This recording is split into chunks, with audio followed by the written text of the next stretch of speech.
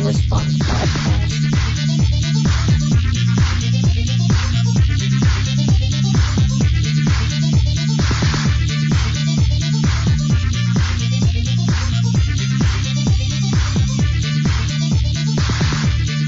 All right, and here we are once again, this time on a different platform. How's that? How do you like them Brand apples? new website. As I was saying I actually don't think yesterday, it's brand new, though. Like, people were talking about it in December of last year when it was actually new, but apparently it was really bad and almost unusable at that point. So we're getting so the now good it's end. at least functional. So, I mean, I guess we should say we're doing this on hitbox.tv instead of Twitch. I guess a few reasons for that. Mainly, I wanted to see what it was all about. And there's some controversy with Hitbox, actually. Do you remember a site called Own3D, or Owned, with like a 3 as the E, .tv? No. Okay, so apparently they were like kind of trying to do the streaming thing or whatever. They had some startup issues financially, and a bunch of the streamers that they got, that like the big name streamers or whatever, the partners, they couldn't pay out. So a lot of people lost like thousands and thousands of dollars or something, and they declared bankruptcy. Oh, okay. So the chief engineering, the chief information officer, like the technology portion dude or whatever of that site, is now the CFO of this site. So a lot of people are just kind of like, no, they screwed people over, fuck them. Where really the scumbaggy people, I was reading more about it, like the higher ups from before, like for doing the actual like decision making, they've gone to other places, including like Twitch and Justin and stuff. So they've moved around to different streaming sites. They're all over the place. Oh, okay. So like, was this like back when it was just Justin TV, like 3 years ago or something? I think so, probably, yeah. Because I just checked Owned the thing, and it's like relaunch in progress or something. Like it'll be back, but probably not. It's just dead. Yeah, so a lot of there's been like anti-Hitbox TV movements on the internet that's like, don't use this site and stuff because they're scumbags. And my thing is that, like, maybe they might be, but it sounds like if we go by that logic, when the Own3D or Owned.tv network kind of dispersed, like those scumbags are all over the streaming websites, all over the internet now. So they're all so it's kind like of you can't use Twitch either. They're by that all a logic, little you're bit supposed to scummy use now. So, like, maybe they're Yeah. not all into one spot now, like, concentrated into one area, but they're just kind of sparse across the whole internet. Yeah. Anyways, that doesn't matter. That's why we're here. That is why we're here. That's why we're doing this podcast here. No, the reasoning for it is I kind of wanted to see what the new community, like, a new community would be like. I heard about this when people were talking about, like, there was some Twitch controversies going on again recently where people that were getting permission from Twitch to do stuff, like, there's this one guy specifically that he ran a stream that was basically the statistics for Twitch Plays Pokemon. So, like, it was kind of re-streaming the Twitch Plays Pokemon stream on his channel, but with, like, stats going at the same time in the corner. And he got booted by one of the global mods or whatever from Twitch. And this isn't the first time that Twitch has done this, where they have just moderators from all over sort of thing, like all over the globe. And what they do is they can sign into their account and stuff, and they have full access to just delete channels and ban people. So there's been a lot of, like, actual moderator abuse where somebody will go in and just be like, could you please stop streaming this? And if they don't respond in like 30 seconds, they just delete the channel, sort of thing. That's like, a bit harsh. It's pretty fucked But I guess up. there's like so much traffic over at Twitch that maybe it's like they're just cutting, slashing and burning. Like, just like there's too much going on. We need to manage this traffic. Like, this is crazy. And it makes sense in a way, but my problem with it is that, and this is the same problem I have with Twitch ever since they did the PS4 thing. Now they're going to go with the Xbox One, and with Titanfall streams coming up and stuff, and with Twitch Plays Pokemon, is that they are growing exponentially fast. However, they are not keeping up with that demand, sort of thing. They're not like reevaluating their infrastructure as much as they should be, especially for the internet age where everything is instant. Yeah. So I understand like maybe 40 seconds of Twitch, the chat servers or whatever, the delay or whatever, because of Twitch plays Pokemon and stuff. There's a lot of server loads. I understand that sometimes the streams might be a little bit laggy here and there, but there's no real excuse when you have people making money off this thing. Like, there are advertisements on every single channel basically for Twitch, right?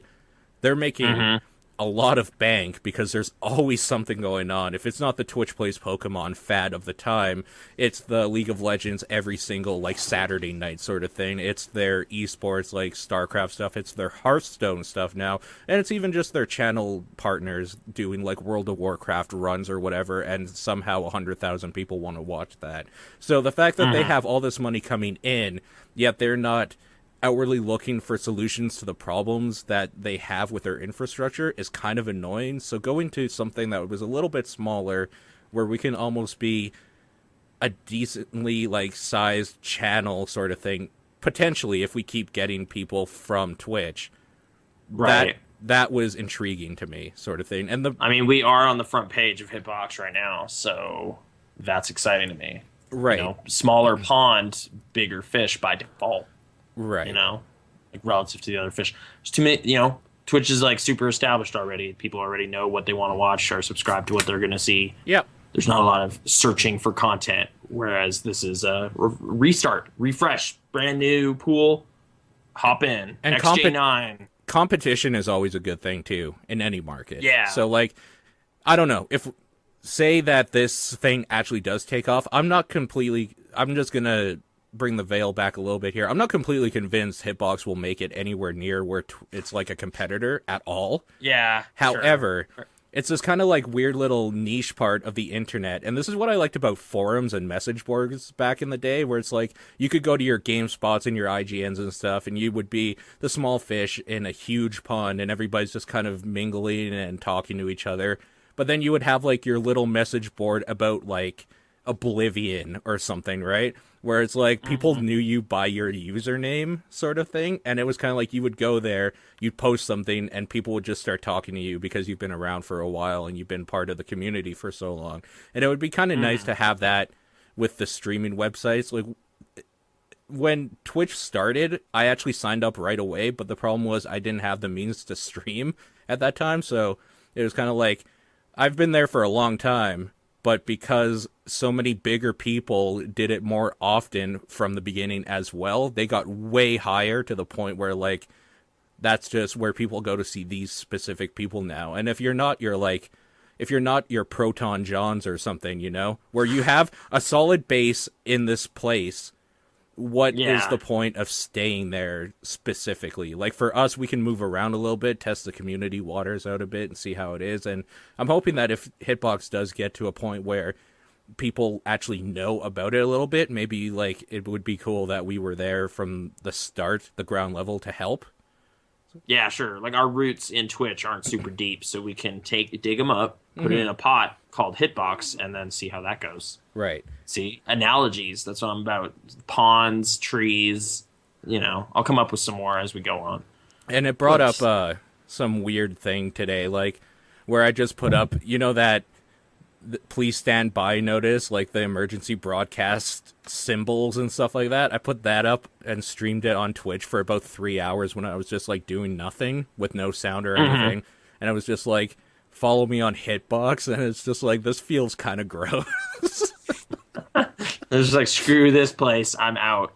If you know this channel, move. I mean, but like that being said, I'm not deleting my Twitch account because Twitch is still the platform of choice, right? Like, you can go to your Vimeos and shit, but at the end of the day, if you want something to be seen, you go to YouTube. That's just how it goes, sort of thing. So Twitch is still that, but I don't know. I've been kind of like I was saying before, I like the Hitbox like interface and UI a lot more for the streaming part of it. In the dashboard, there's a lot more stuff you can do. You can run ads if you want. Like, that's not necessarily just a partner thing.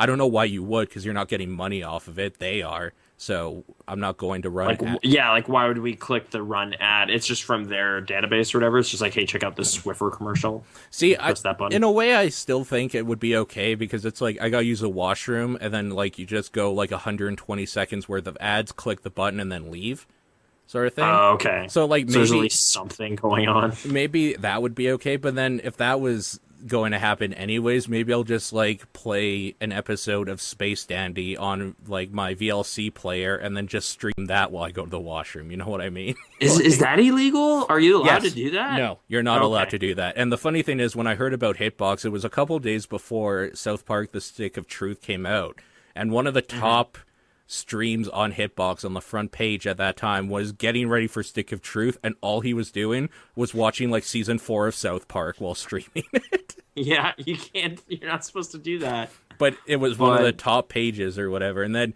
I went to their Twitter page, and there was people asking, can I stream stuff other than video games? And they're like, well, we would like our focus to be video game streaming and that sort of content, but as long as you're not breaking any like huge rules, we don't really care, sort of thing. So, and another, all right, like that is good for us too, because when we do this podcast, we're not streaming video games or video game content, really. So, well, we're talking, and sometimes we bring up video games. In fact, the camera that is looking at me is on a pile of video games, so that's kind of related. And I could hold up this controller. I mean, I guess if you want to be technical about it, this is streaming through a computer that has a lot of video games loaded onto it. Exactly. Like, it's kind of all video games at this point. Mm-hmm. So, yeah, I don't know. But I never knew what Twitch's stance on that was, because I know they were Justin TV, and then Twitch TV was the second half of Justin TV, which was just for video games. So I think for them, it was still kind of like, no, Justin TV is if you want to do this sort of thing that we're doing. If you want to do like video game content, you go to Twitch. It's kind of nice that Hitbox is just like, we kind of don't fucking care about what you do. Just don't be illegal about it. So that's kind of nice. There's a lot of neat little things built in here. Like I can do polls through the chat sort of thing. The chat room, while it doesn't have custom emoticons, you can actually post images if you're a moderator, which includes animated GIFs or whatever. Yeah, I was seeing some Transformers or something. Actually, sorry, Gundams. Same thing, right? Yeah, there were some sort of robots shooting stuff in our chat today. So, like, what's the difference? Is a Gundam just not a robot in disguise?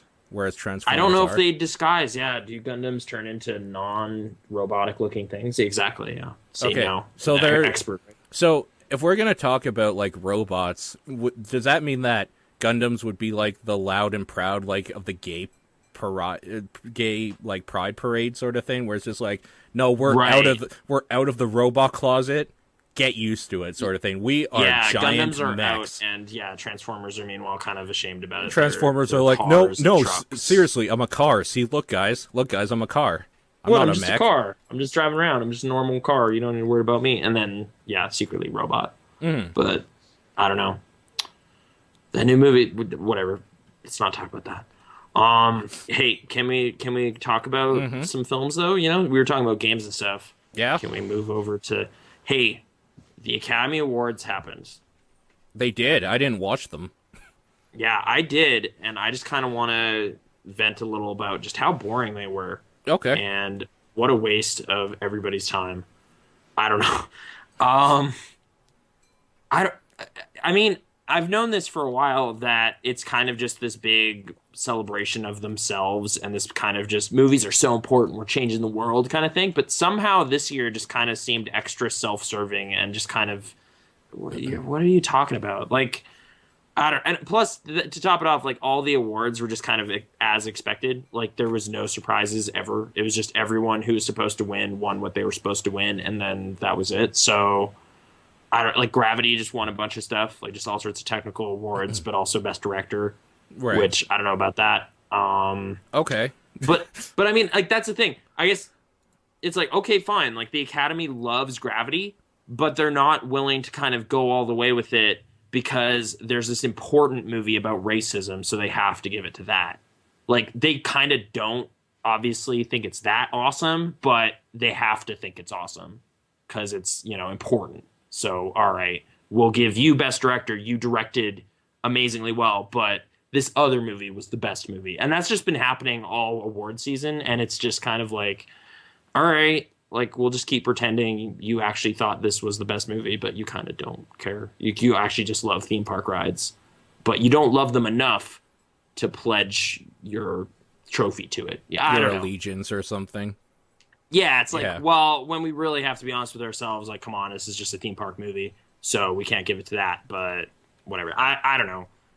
Jared Leto's speech was super annoying to me. Just annoying. Like at some point, it was just kind of like to the people out there in the world, in Venezuela and the Ukraine, I just want you to know that we're here, and dreams can come true. And you're just like, okay, like you're a millionaire in Hollywood, like you're just like, shut the fuck up. Yeah, like you winning an award tonight doesn't do anything for anybody. Like it's just kind of, I was just flipping off the TV, like just fuck this, it's so dumb. Yeah, and John Travolta was there. Oh, and Frozen won a couple Oscars, which that's that ridiculous. movie. People, best animated. Yeah, it was the guy who did Shaman. I know, and those were both better movies. Hunger wasn't. 12 Years a Slave, better than Hunger, not as interesting to me as Shame. So there you go. That's the hierarchy of Steve McQueen films right now. Yeah, I mean, you didn't watch it, so I can't elaborate. I mean, like Ellen DeGeneres, her kind of thing was just kind of like, we're hanging out with celebrities. We're just hanging out. Like we got some pizzas. I do know about the selfie celebrities because it's been parodied a lot. It's been parodied a lot, and it was also just kind of brilliant product placement marketing. Yeah. Which is kind of just cast this kind of sad shadow over it of just like, no, it's not actually an impulsive random thing. It is a very planned, paid for spot. And people fell for it and totally went with it and retweeted it and all that stuff they were supposed to do. Wasn't it like the most retweeted tweet of all time or something? It had it like... Yeah. When I looked at it, it had like, 20 million or something? That's insane. That's a crazy amount. I mean, too many people are watching the Oscars. I was watching it, so... Is that more people than Lady Gaga has following her? I don't actually know. I don't actually know. So if the chat can check on that, report back. I guess also there, like, I mean, this is a fine example. Why was Jessica Biel there? There was a lot of people of just like, why is this person here? Like, they're not nominated. They have never been nominated. They're like not especially prestigious or classic actor or actress. They're just kind of there. And it's just like, here's Gabourey Sidibe. Remember her from like 5 years ago? No. Here she is presenting an award, and you're just like, okay. Yay. Great. Yeah, okay. I don't know. I was just like, I was getting annoyed at the Oscars quite a bit this year, and yeah. And to top it off, like nothing I really cared about swept or won anything of value. Like her won Best Screenplay, which is kind of just like their sorry, not going to give you the big thing. Here you go, consolation prize. Right. That's it's like, okay, thanks, but no thanks. Yeah, you're not really. I mean, and like they won't even nominate Joaquin because he refuses to play the game of going to dinners and shaking hands with producers and sending gift baskets and all the crap that needs to happen for rewards to actually go to anybody. So, yeah. Waste 3 hours. I got to eat pizza while I was watching it. Well, that's good. I can't even like summon up like outrage. It was just kind of just bland and disappointing. Like it was just kind of like, all right. I will say, okay, potentially lame, controversial, not necessarily, but it made my heart sink when Matthew McConaughey thanked God for winning. Like, I was just kind of like, oh, okay. Huh. You're like, oh, so he's one of them. Okay. He's one of them. I thought he was cool. Like I just had this like total cynical asshole atheist moment, but it was there. It was right here. I was just kind of like, oh man, I've been like rooting for you the past 4 years. Like you did that. You made your career happen. You started choosing better roles. Why are you deferring that to nothing? Like kind of a bummer. Yeah. So I didn't feel good about that. It was just like, oh great, it's this guy. And it's like, So all right. he did say that like 3 times. Really? Yeah, he said, all right, all right, all right, at one point. Yeah. Yeah. It's his thing. He's Texas, Texas cool. He's, you know. Sure. We watched more True Detective. Oh, yeah. Kevin Spacey was up on stage at one point. He did the voice from House of Cards. And, there you go. That accent. Oh, really? Nice. Okay. Well, Yeah. at least there's something good to be said about it then. Vaguely, like barely, like fleeting moments over the course of 3 hours. And Okay. I mean, I guess like they didn't even really like Billy Crystal isn't hilarious, like Okay. he was like, oh, that he's the Oscar host and whatever. But like I kind of like that they would at least kind of produce little bits for it, like it's just like, hey, like we inserted Billy Crystal into all of the Oscar nominated films, and there's kind of like a little video skit for you, kind of thing. This time it seemed like just random ass montages of random movies. Like just, hey, the theme this year is heroes because Marvel has a lot of money. So here's Captain America and like Spider-Man and all these heroes like the Incredibles and stuff just in this kind of like YouTube quality montage. And like Independence Day at some point was in there. Was it that Wallflower song?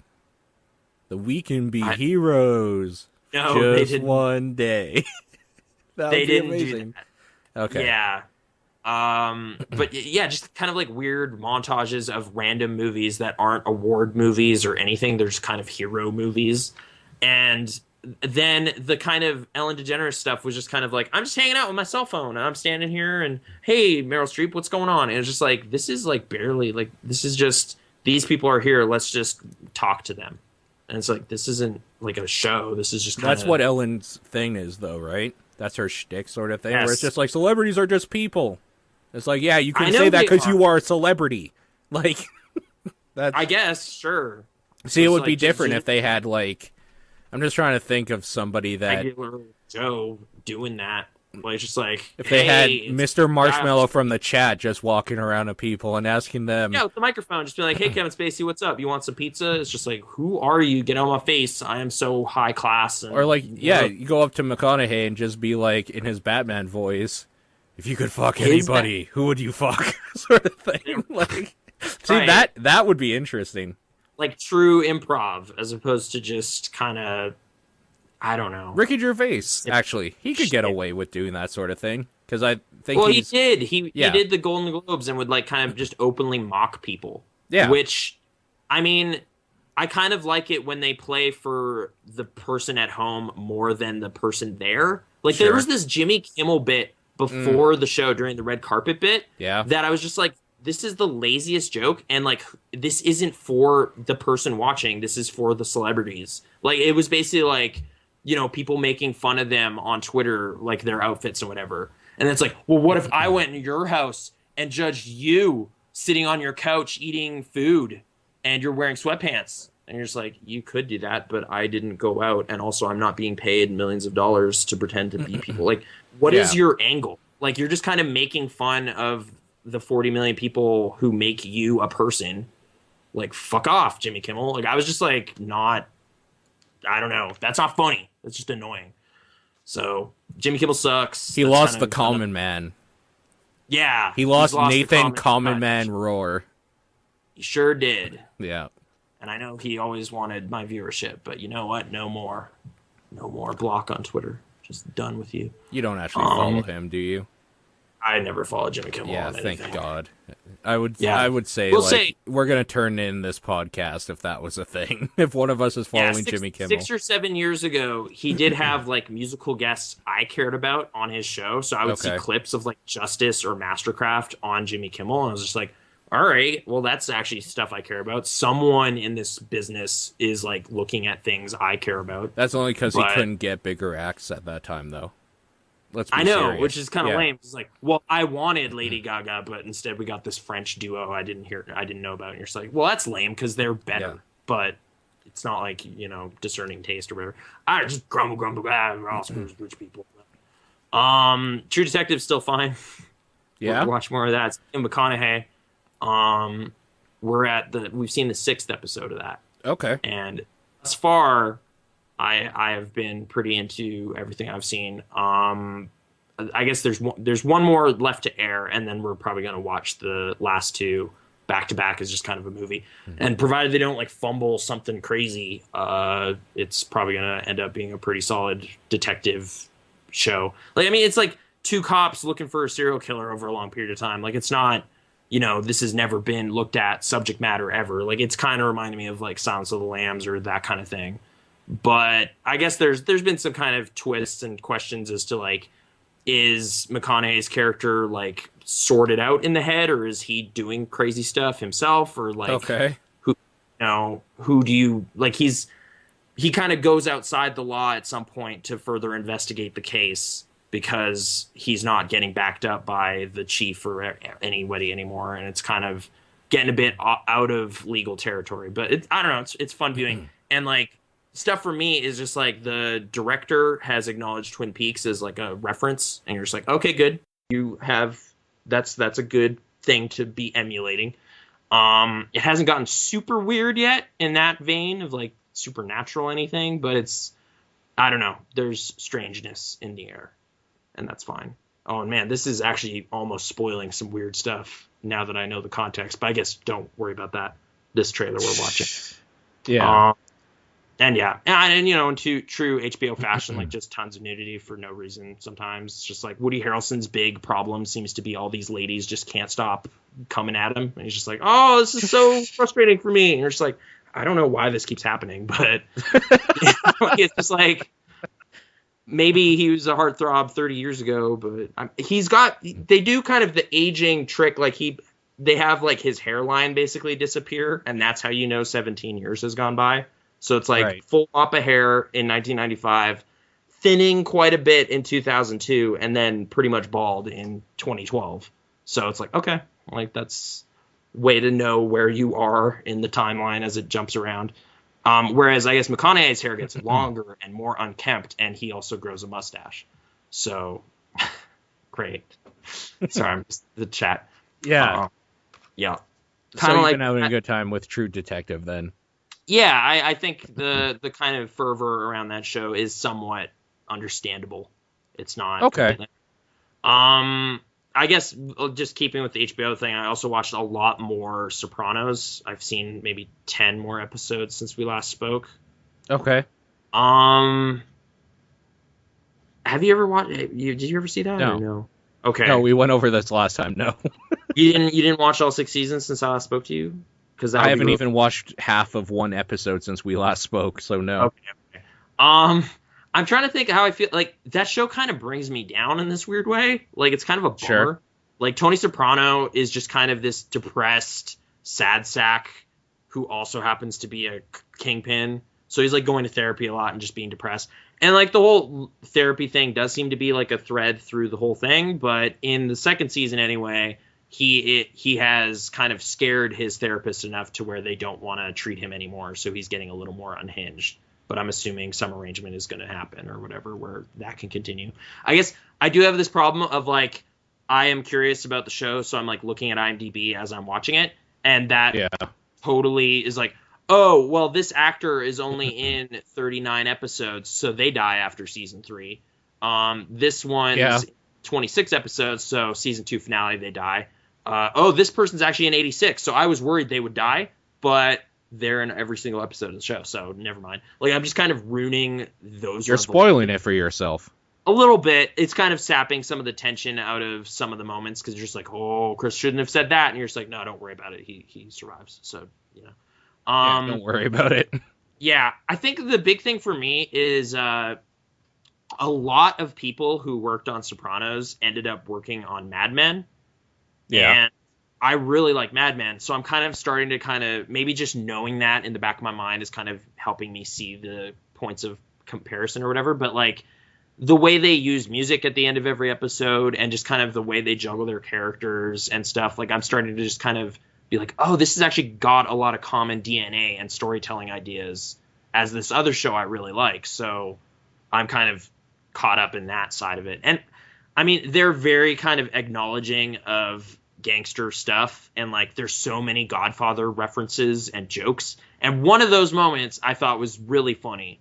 Like, it was like this tense kind of encounter is about to happen where, like, a character is about to be confronted as to whether or not they're a rat and they're betraying family.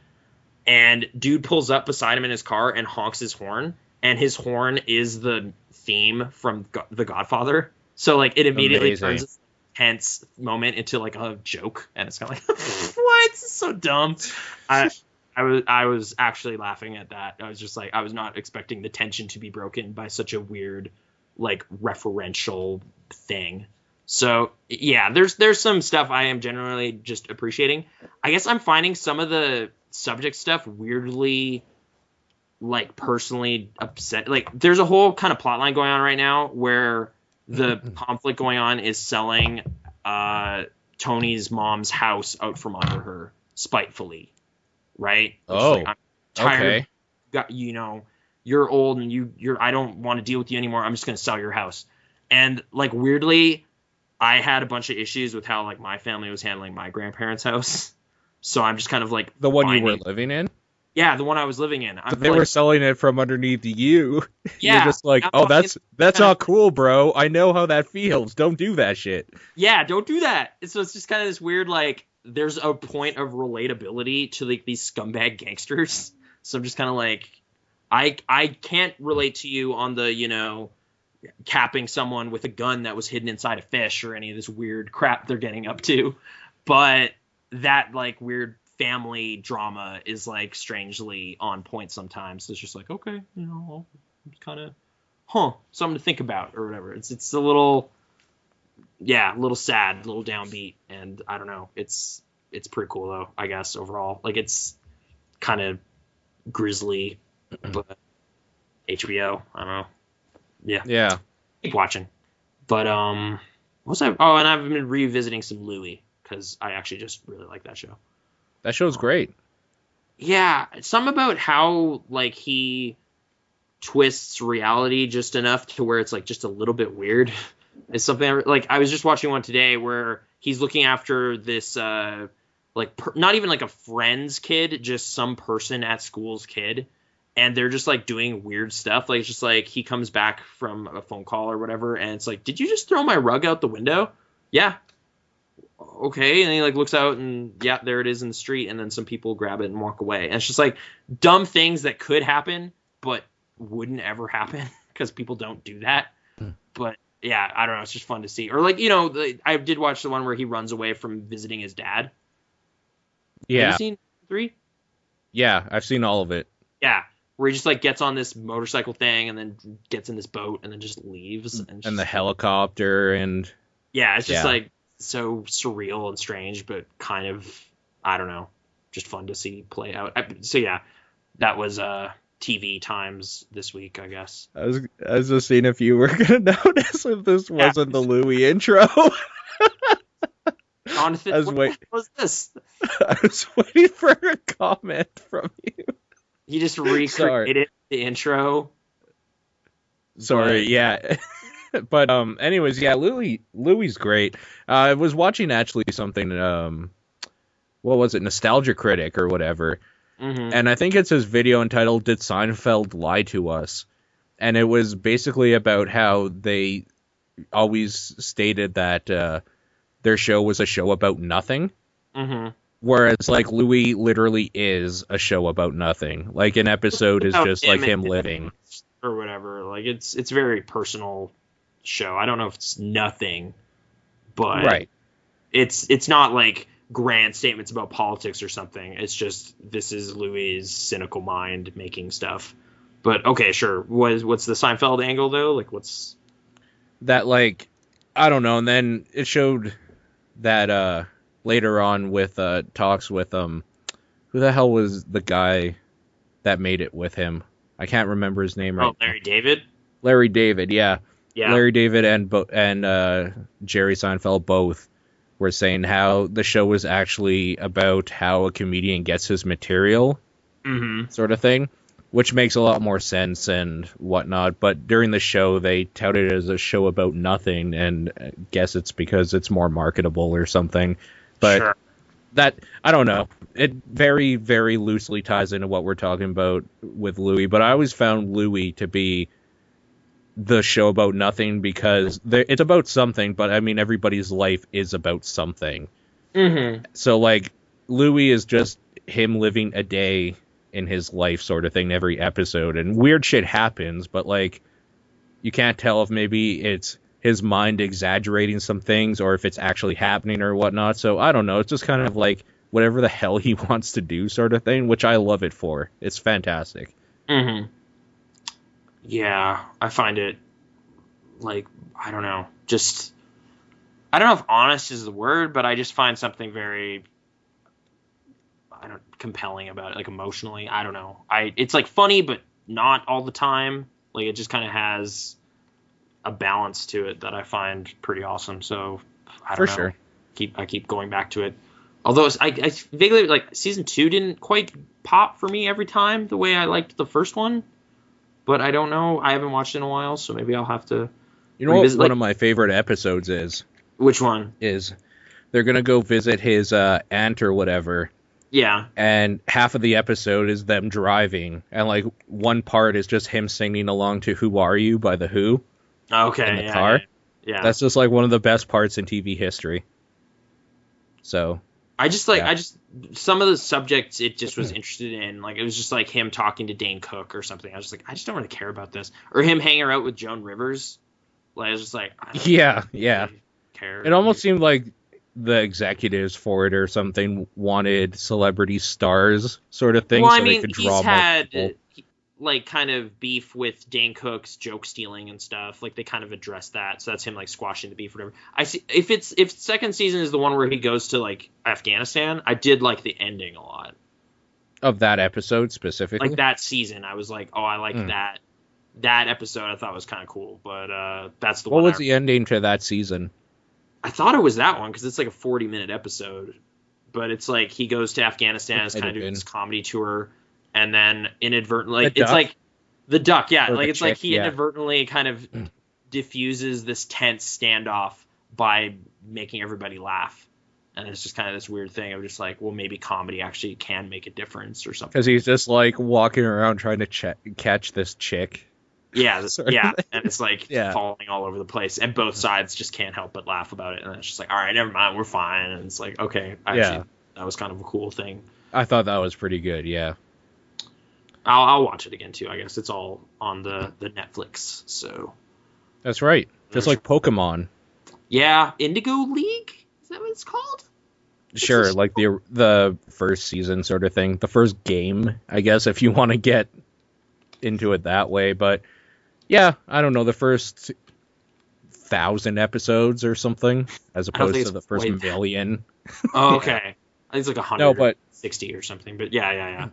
Yeah, I don't know. I haven't been wanting to revisit that show at all recently, but I guess if I ever just want to watch the episode where Butterfree goes away and joins his people, I could do that. I kind of been wanting to watch that clip where Pikachu leaves and they play this sad song. And it's just like, oh, what is the... If anybody in the chat actually knows what season or what episode I've heard the song on YouTube and stuff, but it's always like someone edits together their own little Pikachu montage or something. It's not the actual like clip. I don't think anyway. Because if it is, it's just kind of this weird, like really cheesy part of the show. So maybe I think it's actually just called Goodbye Pikachu. The episode? Yeah. Okay. How does the song go? It's just like, I'm trying to remember what like the main chorus part of it is. It's really dumb. And I'm sorry, I can't just like recall it at an instant and sing it for you. I apologize so much. That's fine. Yeah. But yeah, so that's up there. Season 1 and 11, I'm being told, so... If you wanted to watch the very beginning and very end of the series, I guess you could do that. I mean, I guess if you're not, like, it's not important that you watch all of it. It's the same fucking episode over and over. Ash is a shitty trainer, and he does shitty things, and somehow he still succeeds, which teaches kids a good thing about if you just have friends, you will succeed in life. You don't have to be competent in anything you try. So... Good message there, guys. It's episode 39 of Indigo League. Okay, and so it's for the best I know it is a line in there. It's for Yeah, the best, I know it. And it's like, okay, awesome. This is sure. so contrived. Like, why does he have to go? It's just like, oh, I can't keep this anymore. I can't keep Pikachu. It's gotta leave. It's like that sad, you Yeah. gotta leave, let your dog run off into the wild or something. It's like, why would this ever happen?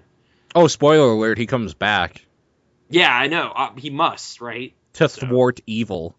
sure. Because that's what Pikachus do best. Actually, you know what? Pikachu is one of my least favorite Pokemon in that actual game, which is annoying because one of my favorite is his evolution. So I always have to catch one to make sure I get a Raichu eventually. So like his electric. You're saying like his move set isn't in. You're not into that. He's not useful. And I just don't like how he looks either. I kind of like Raichu. Like, I kind of like how Raichu looks, even though he looks like a giant weird bean with ears and a tail. Okay. But that's fine. I don't know. Yeah, he's usually my electric go-to type until I'm able to get something else. Like, I don't know. I'm just trying to think of what other electric type Pokemon I don't actually use electric type a whole lot now that I'm thinking about it in the end game. But we don't have to talk about Pokemon here, unless it's Chin Pokemon, because I've been playing that South Park Stick of Truth. I actually played 4 hours today from the start. Okay. And that is kind of the hot game this week anyway. Like people are that like, game oh, is fantastic. It's really good. And I'm not talking necessarily in just terms of like a South Park fan from when it started. Okay. I'm talking in terms of like the gameplay. Just exploring around the city, like finding different things, talking to characters, and like the comedies, that South Park comedy, it's pretty good if you're into that sort of thing. But it's very fluid, like the transitions between house and outside and stuff. It feels almost like you're playing an episode of South Park. So for better or for worse, there's that, but there's also enough gameplay in there where it feels like you're playing a good RPG. Like not just a passable one for the material, but one that's actually fun to play, which is fantastic. I mean, is it too heavy on the fan service kind of stuff, or are you? It's like, pretty heavy on it, but I mean, it's like that's what you're there for, kind of thing. Like, well, it's how can you not be heavy in the fan service thing when you're playing in South Park? I know, yeah. Like, it's like, is this heavy on like Captain America fan service? If for like a Captain America game, well, of course, because it's in his universe. Yeah. So does this Marvel game have a lot of Marvel bullshit in it? It's like, well, yeah, that's obviously. It's like, oh, right. Well, okay. Like, I should know then not to. Yeah, like you'll meet all the kids that you've known to grow up and either hate or love from the show. You'll go to places that you haven't even seen happen in the show for seasons upon seasons. You'll like. There's a nice mix of new and old stuff in there, so it's if you don't like South Park stuff, it's still passable as a game, but it's not a great experience, I think. Okay. Like a lot of the in-between stuff is just like, well, this is interesting to you because this is that character's house, like, or whatever, or this is that character. Like, you would... Not even necessarily, because even in the show, all the houses have the same layout sort of thing, because easy, and they're different colors, right? So, like, the actual locations isn't as important maybe as like I don't know, the dialogue is very good in a lot of it, and again, just like as an RPG, it's very, very good. Not the leveling up system so much, because that is just a normal RPG thing, like getting the levels or grinding out levels if you want to. You don't have to grind out levels at all if you don't want to, but the item system's very good. There's like little forms of enchantment and stuff, but I think my favorite thing about all of it is that it's a very good kind of medieval-ish RPG set in this silly South Park world, but it makes sense because this is going through the eyes of a child, right? This is the imagination of children. So then it's like when we were kids or whatever, you would grab that branch, and that wasn't a branch, that was now your sword, sort of thing. That was Excalibur, right? And you would go, like, hunting things with it. That's the same thing here, like, where some of the weapons or whatever are very just basic things. Like, one of them is a staff, and it's just, like, a piece of wood, sort of thing. But through the eyes of a child, sort of thing, it has that, like, imagination to it that they did very nicely, and it made it feel... I don't know, like, that magical feeling you get when you're playing an RPG where it's like, this is a weird world. So everything that happens in it is kind of okay because this is a world where magicians and wizards and like knights and dragons and stuff exist. That's the same thing. Only the reason why it works in this little Colorado town is because it's through the eyes of a child and their imagination. Is there a story though that kind of is about something other than just this is South Park? Like the stick of truth got stolen and you have to get it back from the other opposing team. Okay. It's kids playing like Lord of the Rings, basically. And I know you haven't seen anything from the new season. If you have, you'll understand what I'm talking about because there's a 3-episode arc in there where Kenny is playing like Princess Kenny and Cartman is the Grand Wizard and stuff like that. And they're all kind of fulfilling those roles in this video game. And to the point where even when I was watching it, it was kind of a little bit weird because the 3 episodes felt like an advertisement for the video game. And they kind of are in a way. It's kind of like the continuation of those episodes. Mm-hmm. So worth watching those episodes first, or not required? You don't need to. No, you don't need to, because you come into the city or to the town as like the new kid in town, like you just moved there sort of thing, and your first mission is given to you by your parents, and it's to go find a kid to play with, like go find friends sort of thing. And then you stumble onto Butters, and since Butters is so friendly and whatever, anyways, he's like, come play with us sort of thing. I'll take you to see the Grand Wizard, who's Cartman, and then blah, blah, blah, and it just kind of goes from there. But, yeah, I don't know. There's a lot of weird little things in there that, as a South Park fan, you can really dig into, but even just as an RPG fan, it's enough to keep you interested for sure. It's definitely not like your Bravely Default sort of thing. But, yeah. If you're looking for a Bravely Default sort of RPG, why would you go to South Park? I mean, like, that was kind of some people balking at the review scores when it first came out, because there's like, I've heard this is only like 12 hours, so stop saying it's a good RPG, because that's not enough. Like, those should be longer. What's that, sorry? Well, no, some people were upset that the game wasn't longer than it is. Is kind of a thing. That's one thing I will say, is that the reason I was able to play 4 hours, and even though 4 hours might be like a third of the whole game, or maybe even half of it, or whatever, is that it keeps you, it's not overstaying its welcome at all. So I'm able to keep just going through it, and there's always a reason. The pacing is very good. There's always a reason why I want to go to the next thing or keep progressing in the story or doing the side missions, is because they don't feel like the side missions aren't just kill like 20 sheep sort of thing, or like or like you need to be this level to be able to take on this character sort of thing. It's very story based in the sense that the story isn't necessarily the stick of truth and getting that back. That's the main quest. The story is you're this kid that just moved to this mountain town and you're like playing with friends, basically. So it leaves it a lot more open sort of thing. And I don't know, if it was like 60 hours or something, that would be terrible.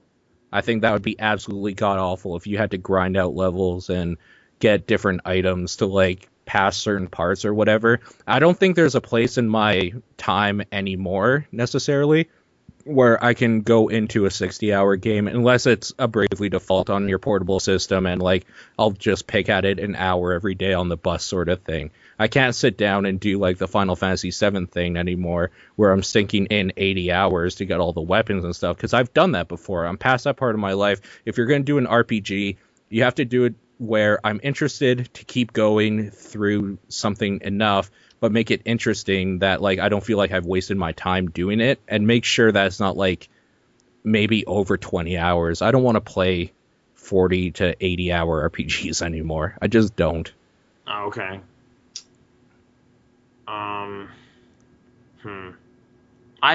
I don't know. I'm like vaguely interested, but I don't think I'm looking for that kind of humor right now. So I can wait. Like, I'm not jonesing for it really. Sure. So like, I mean, I like some other Obsidian games and whatnot, but I don't know.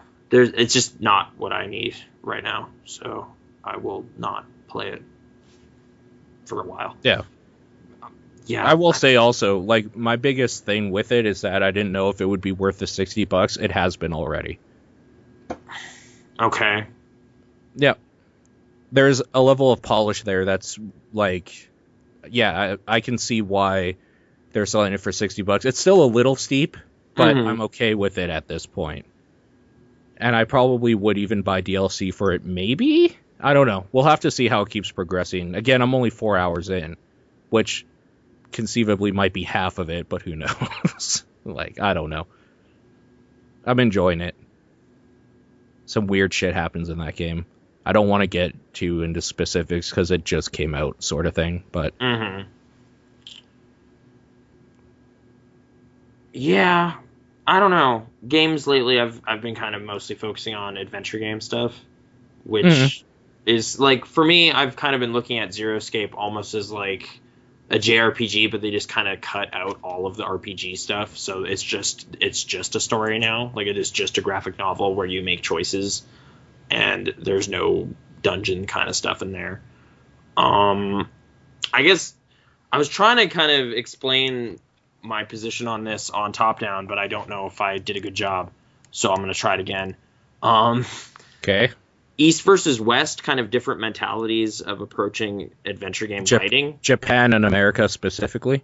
Yeah, like, okay. I don't know, like, because in the same week I played the final bit of Zero Escape Virtue's Last Reward, and I finished the latest episode of the Walking Dead adventure game. Right? Like, season 2. Okay, yeah. And I honestly just find Zero Escape so much more compelling because it kind of knows what it is more, or it's more proud of its software heritage, if that makes sense, than Walking Dead, which kind of just wants to be a movie. You know, it's like a machinima. It's like we made a story, and we want you to play our story, but we only want you to see what we want you to see, and we want these things to happen because we're such good writers and we came up with them, or whatever. Like, it kind of just, like, bothers me because it's like, as a player, I want to be controlling what's going on, and they basically just say, no, we have nothing for you. If you want to play Walking Dead, it's like you basically just sit, and it's like watching a TV show, but you also have a controller and have to touch it occasionally to make it play out. And it has choices in it, but those choices are ultimately going down the same path. Like, they don't actually deviate that much, right? Because they have a specific story in mind. And that's just always been thing. Like, I was thinking David Cage does this the same way. Like, his they have games to hit the same spots. Like, you can control how you get there, but it has to be always point D that it gets you. Like, you can take path A, B, or C. And it'll always it'll always kind of diamond and then come back to the exact same point, and it won't actually matter. So it's pretty cheap, and it also kind of goes against this thing I feel games should embrace, which is if you like a game, you will want to replay it. You know, like, you will want to dig into it more. So a game should recognize that is how people consume software that they enjoy, and cater to that, as opposed to doing the thing where, like David Cage says, ideally no one would ever replay this, or doing the thing I did with Walking Dead season 1, where I was like, oh cool, that happened, I'm gonna play it again.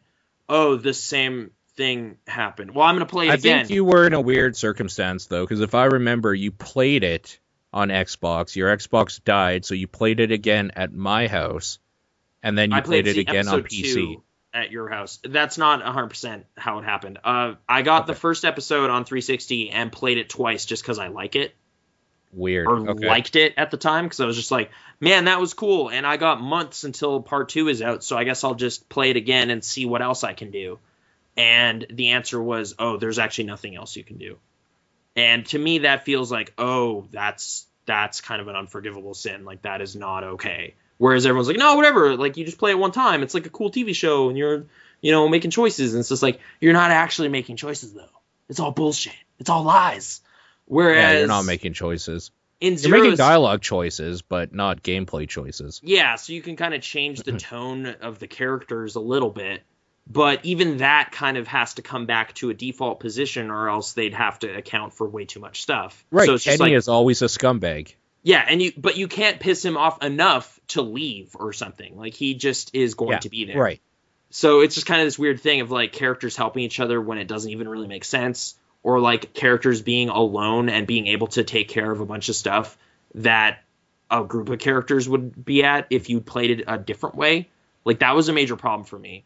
Whereas, okay, where I'm getting at is Zero Escape kind of knows this and does all of those things, but writes a conclusion for all of it and then makes the entire overall experience about seeing all of those branches. Like, it writes a story that knows you're compulsive and want to see all this stuff, and you have this morbid curiosity and you want to kind of know what that character would do. So you go down a kind of an illogical path, and then it's like, oh, turns out you died. Okay. And then you can go back in time and keep that knowledge. So you're kind of playing a giant, larger, overarching story, but seeing this smaller story play out in like 20 different permutations. And it rewards how I play video games, whereas Walking Dead just kind of hates that I play video games that way. And I don't know why, because it's just like, this is what games are supposed to do. They're supposed to provide more content than a movie, provide more replayability and more satisfaction to me for participating in it than a movie or a TV show. But you kind of just really are envious of movies and TV shows and want to provide something akin to that, and I don't know why. So I do not like where their head is at generally. Like, they're kind of putting their eggs in the wrong basket. They are kind of putting their resources in weird directions that don't make it a more satisfying thing to play. They just kind of are like, well, we made all these different locations and we kind of put all this other stuff in it. And you're just kind of like, this is still like a pale imitation of a movie. Like, it's like, I honestly can't unsee it. When I'm playing it, it's like watching a movie where like there's really stiff movement and really weird interactions because the tech isn't there.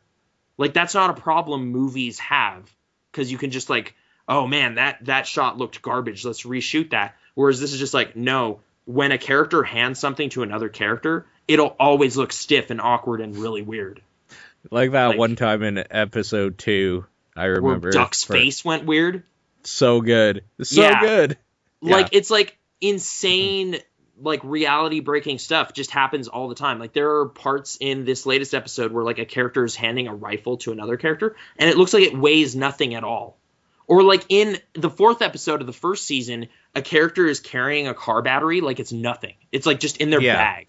And you're just like, you know how fucking heavy car batteries are? Like, there's just like, it wants to be reality, but it looks wrong. So it's like this weird uncanny valley thing of just like, physics aren't behaving right, and like people's faces look strange when they're talking, or like there'll be like dramatic part, like kind of things they're trying to hit. Like, a character will kind of slip up and mention something sad from their past in this most recent episode, but it just comes out like so awkwardly. Like, it's like, that is not how real conversations happen. Like, that's just like stilted and weird. But you know, like, everyone meanwhile seems to be kind of just praising that it is about, you know, oh, this game acknowledges that someone's kid could die and that would be sad, you know, like a TV show. And it's just like, well, that's great, but they did it really badly. So why is that just overlooked? Like, it's just like, oh, it's so emotional. And you're just like, yeah, but it's like not very like delicate touch to it or anything. It's pretty blunt. You know how I found peace with this stuff? Like, in my own mind, I found peace with, with like Walking Dead and basically everything David Cage does and all that sort of stuff, is that I've stopped looking at it as people do as advancements in video games with stories sort of thing, and started looking at it as, oh no, they're trying to advance movies and television by making them interactive.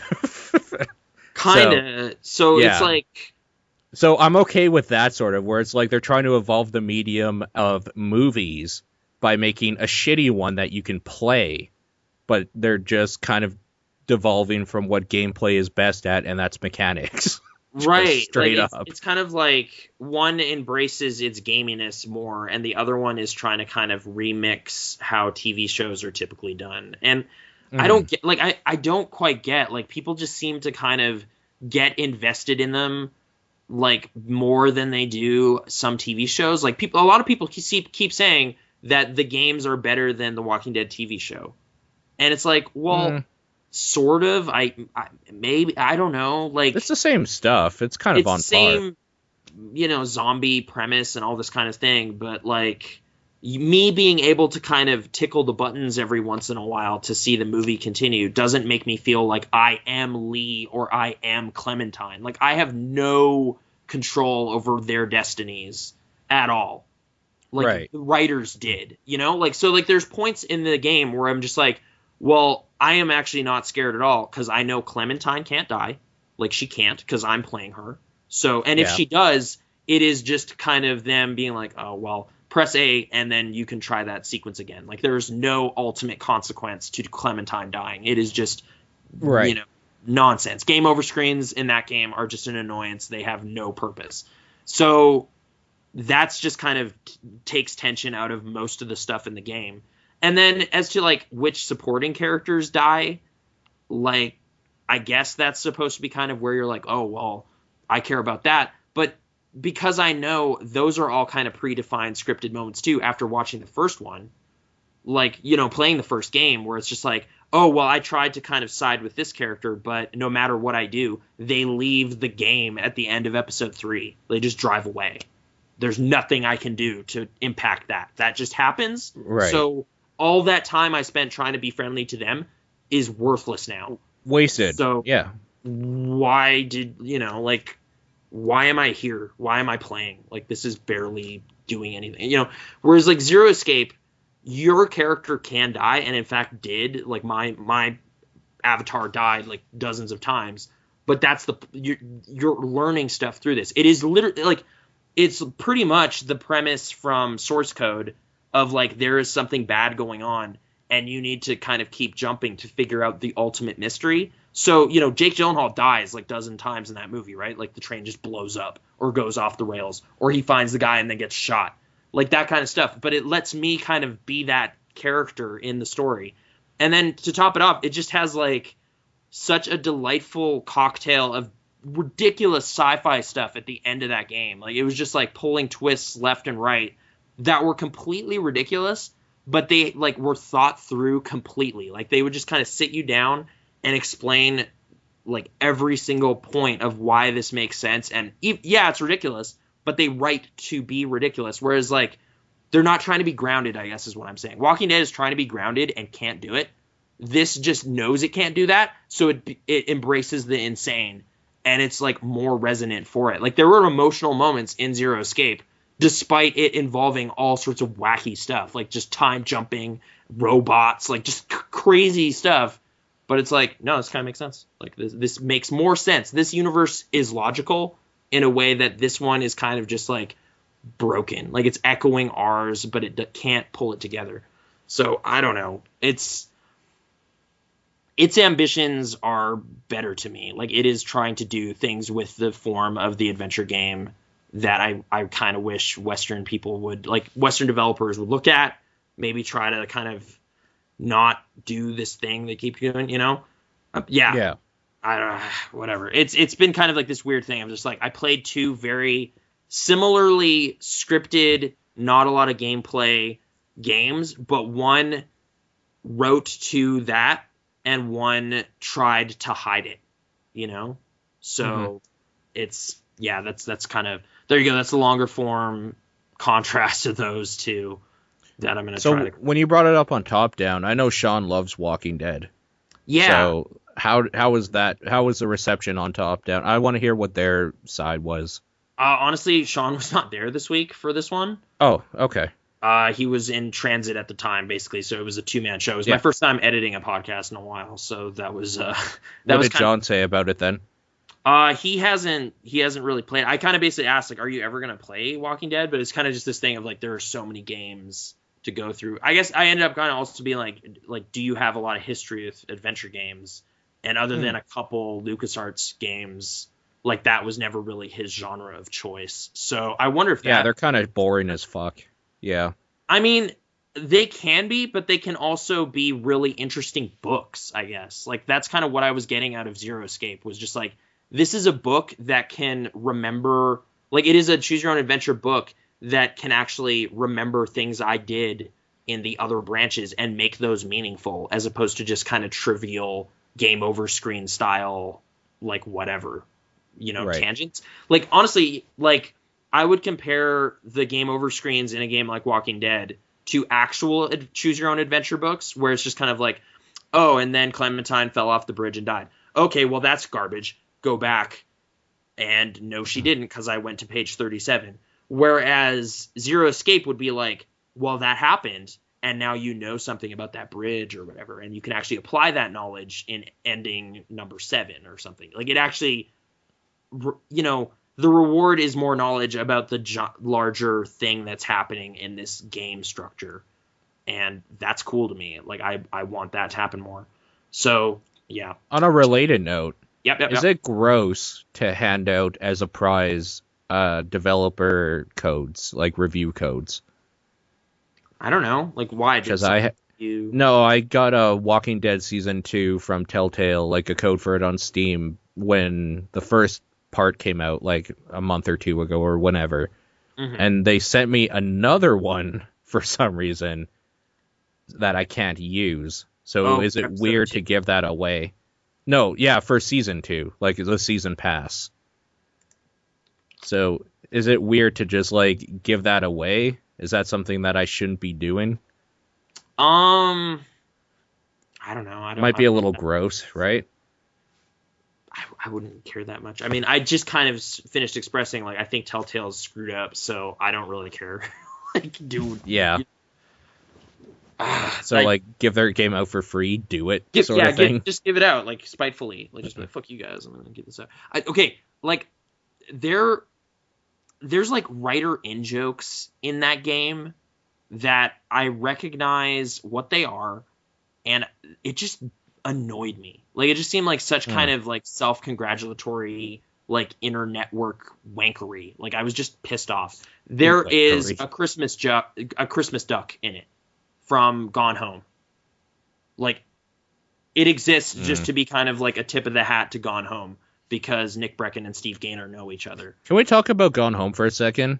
Because I was catching a little bit of shit on Twitter about how Gone Home was on my top 10 list of games last year. Mm-hmm. And the reasoning for that is because it is searched through this house and these people's shit, the game, not because I gave a shit about any of the context or story in it. Except for the father. I'm exactly, like, I'm kind of with you, except I liked one of the 3 stories they tried to tell. So that was cool for me. And yeah, I kind of just liked how micro detail oriented that game was. Like, that's a neat ambition to me. But the kind of finite actual narrative they are interested in, I could kind of take or leave it. Like, I wasn't that I wasn't like, oh, my emotions just welled out. It was just like, no, it was okay. It was okay. And then when I brought that up, they were saying something about how, like, Dark Souls and Demon Souls is, like, does that better sort of thing. It's just like, it got me thinking, okay, since when, like, at what point is it that, like, because one game might be just the better or funner game, does it invalidate when another game tries to do the same type of storytelling, where the only way you know the story or, like, anything going on in the world is by actually seeking it out, sort of thing? That's not a new thing. But the way Gone Home did it is new, where that, like, nothing at all is presented to you except for you're able to move forward, sort of thing, and then, like, look around. Sure.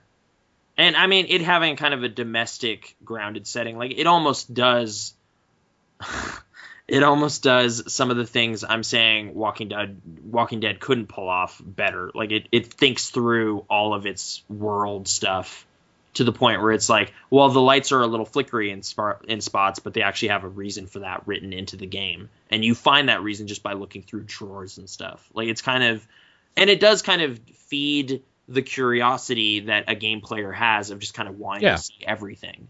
So I liked its gameplay idea of kind of, like, designing a level to kind of just relay its story as you play through the level.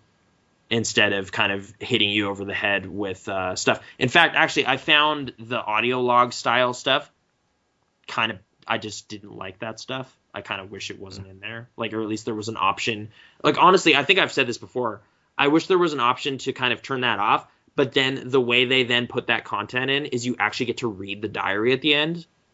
Like, that felt like a missed opportunity to make it actually just a world tells the story game, as opposed to kind of leaning on some some kind of already tried and tested narrative devices, which is audio logs, which I don't know. Like, those don't do it for me, really. Like, it's like, stop what you're doing and listen to this thing, or like listen to this thing that just is triggered by you picking up some sort of item.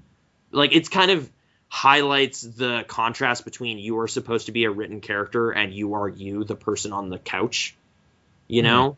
Yeah. Like, it's like, well, this character is that character's sister, so she wouldn't want to read that. Whereas I am not that character's sister. I'm just some 26-year-old dude who's playing a video game. So I wanted to read the part about how her and Lonnie fucked. Yeah, like, you know, I have no qualms about that, but this character they wrote does. So, okay. Also, I have no kind of issue with I'm trying to think what was kind of the puzzle. Like, you know, I am not reminded of anything when I pick up this random thing, so I don't know why they feel the need to kind of, you know, shoehorn this recollection of this diary thing. In fact, it doesn't even make sense. It's like her hearing Lonnie, like, you know, her hearing Sam's thoughts or whatever when she wasn't even there. Like, it's like her hearing what she's going to read at the end of the game during the game. So sure. I really just wish you could read the diary. Like, they screwed up. You should have been able to do that. Yeah. Also, the credits would occasionally glitch out, where if you zoomed in and then open the diary, the credits would be zoomed in and you couldn't read them. So, you know, there you go. I don't know why Gone Home is on my top 10 lists in retrospect. I'm just joking. And another reason why I took some flack about it is because the person in question just didn't like Gone Home based on the fact that social justice warriors for feminism on the internet cite it as like the most important game ever. And I was just wondering, at what point, like, do we allow what other people do to, like, deteriorate what we like or think about something? Like, oh yeah, I like Gone Home. Like... So like, if you have you even played Gone Home? No, but I keep hearing about it. It's like, then you have no fucking reason to be talking to me right now. Like, there's no discussion here. I have stated my opinion. You stated your opinion based on something you have no idea about. That's the end of the conversation. Do you know that some people who are like citing it haven't even played it? Or are you? I'm not talking about the people citing it. I'm talking about the people, or the person specifically, that was giving me a hard time about liking certain things about the game, just based on the fact that this is what's going on the internet about it.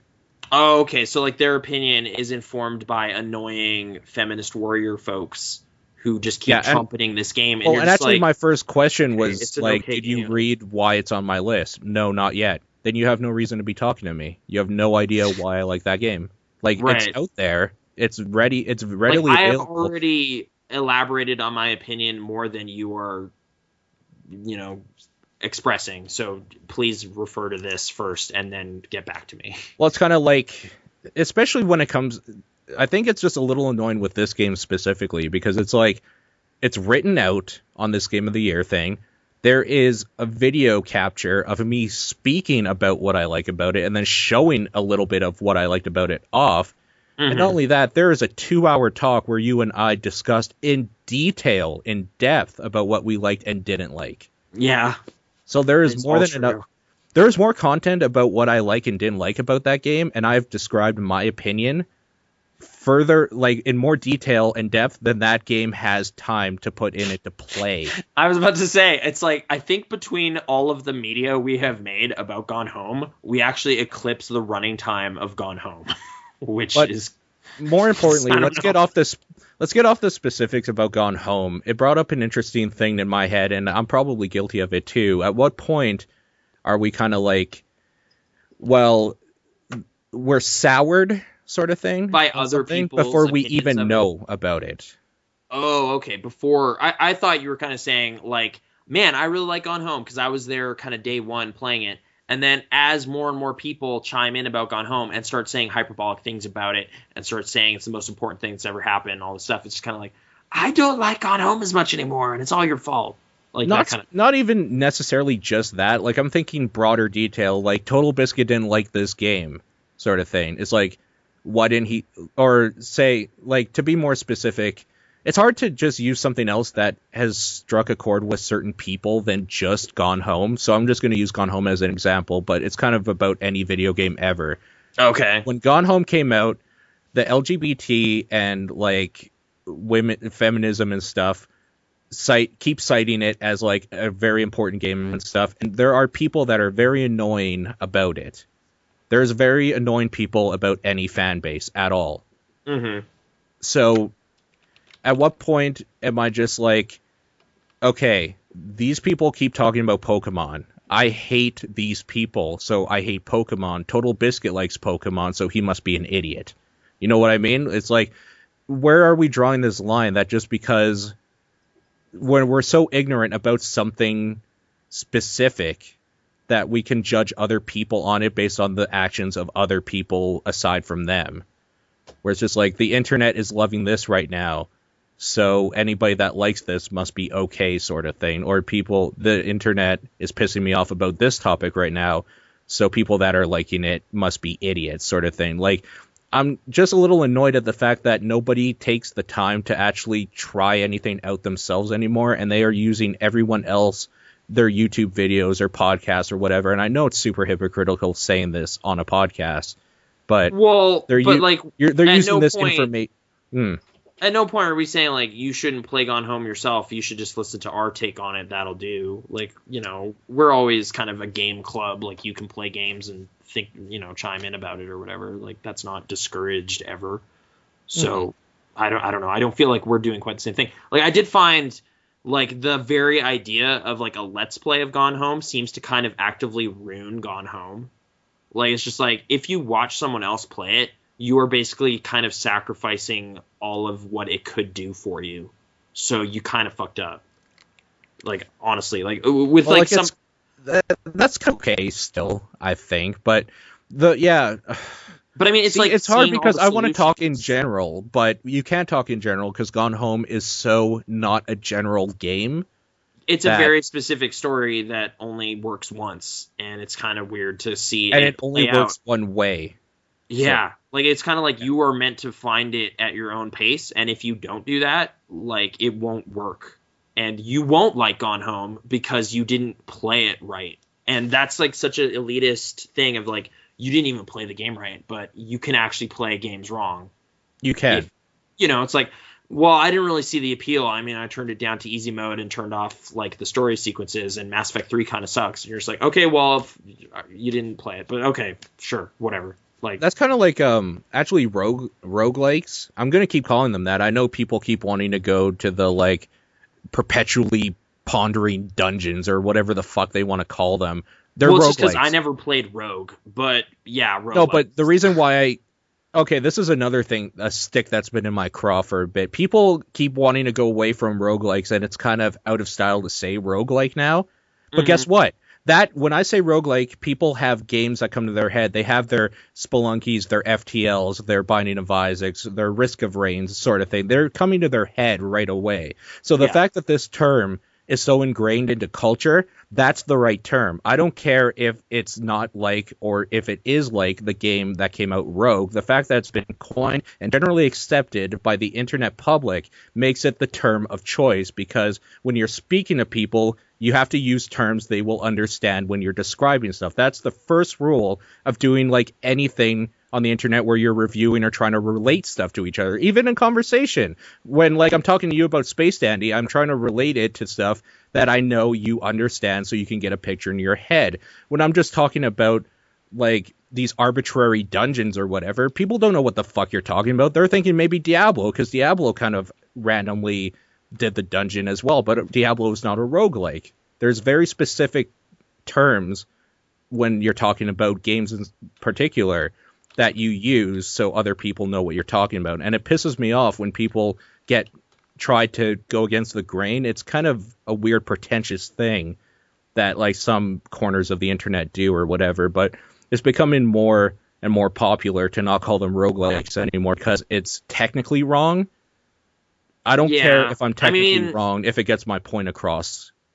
I'm kind of like, I don't know what better term would be used for that. Like, I don't quite understand being like roguelike, like, and like distancing it a bit more or whatever. Like, however, I do have like a personal example where I kind of wish a better term existed, which is Metroidvania, which I find like just kind of, I don't know, such a lazy term. Like, it's just like a combination of two games, but it does do the thing you're talking about of like conjure up what people mean, you know? So it's just like, Guacamelee is pretty cool. It's kind of like Metroidvania style, and it's just like, oh, okay, and then they know what that means. But it's more important when you're talking to people that you can relate it to something they understand. So even if you don't like the term, that's the term you should be using if you're trying to describe something. That's just but it's kind of like I feel like it's a weirdly coined term because it really means it is like Super Metroid or Castlevania Symphony of the Night. Like, it's if you get like, oh, Castlevania 2, and you're just like, no, it's nothing like that. It's like, the original Metroid, it's nothing like that. I guess what I'm getting at, it doesn't matter what it means when you break down the words specifically. When you're saying Metroidvania, we know what you're talking about. Like, you don't have to be specific, sort of. I know. I guess that's like, what's important to me, I guess. I don't know. I guess I would personally, like, if I'm trying to relay how a game is, I'd kind of run through some noteworthy examples of it and then try to find one that person I'm talking to has played. So it's just like, did you play Shadow Complex? No. Did you play Super Metroid? No. Did you play Symphony of the Night? Yeah. Oh, okay. It's kind of like that, you know? And then it's like, oh. And see, that works when you're talking to people in the know and you're able to actually play a lot of games, I guess. When you're talking to, like, somebody that maybe played Metroid back in the day and you say it's Metroidvania or something like that and they've heard that term, they just know right away. I guess so, yeah. Whereas like it's actually more like Shadow Complex or whatever, then you also sound like a pretentious asshole. It's like, it's not really Metroidvania, it's more like Shadow Complex. It's like it's kind of more the same basic idea. Yeah, it's the same basic idea. Like Dust and Elysian Tale, it's a little bit like that. I really like Dust and Elysian Tale, and I don't know why. It's like hard to sound pretentious about games though, because like you're using dumbass terms all the time, or you're talking about a game where you play as like a fox person with like a sword. You know, it's like kind of goofy in a way. Like, it's not like movies where it's like established stuff, but that's all dumb too. Like, I don't know. I basically trying to think like what are some genres of films that people are like, oh, like noir. Noir has been. I know you were gonna bring noir. Noir has been on the brain a lot. Because, like, I don't know, people seem to cast this loving light on films from, like, the 40s and 40s, really, with Humphrey Bogart in them, and just really like them. And I just am like, no, they eventually did this better. And it's called neo-noir, and they fixed it because it actually has cursing in it, and it actually has sex in it, and they can actually be honest about it. It's not, like, all sanitized because they couldn't do that stuff because film censors. So it's like... Right.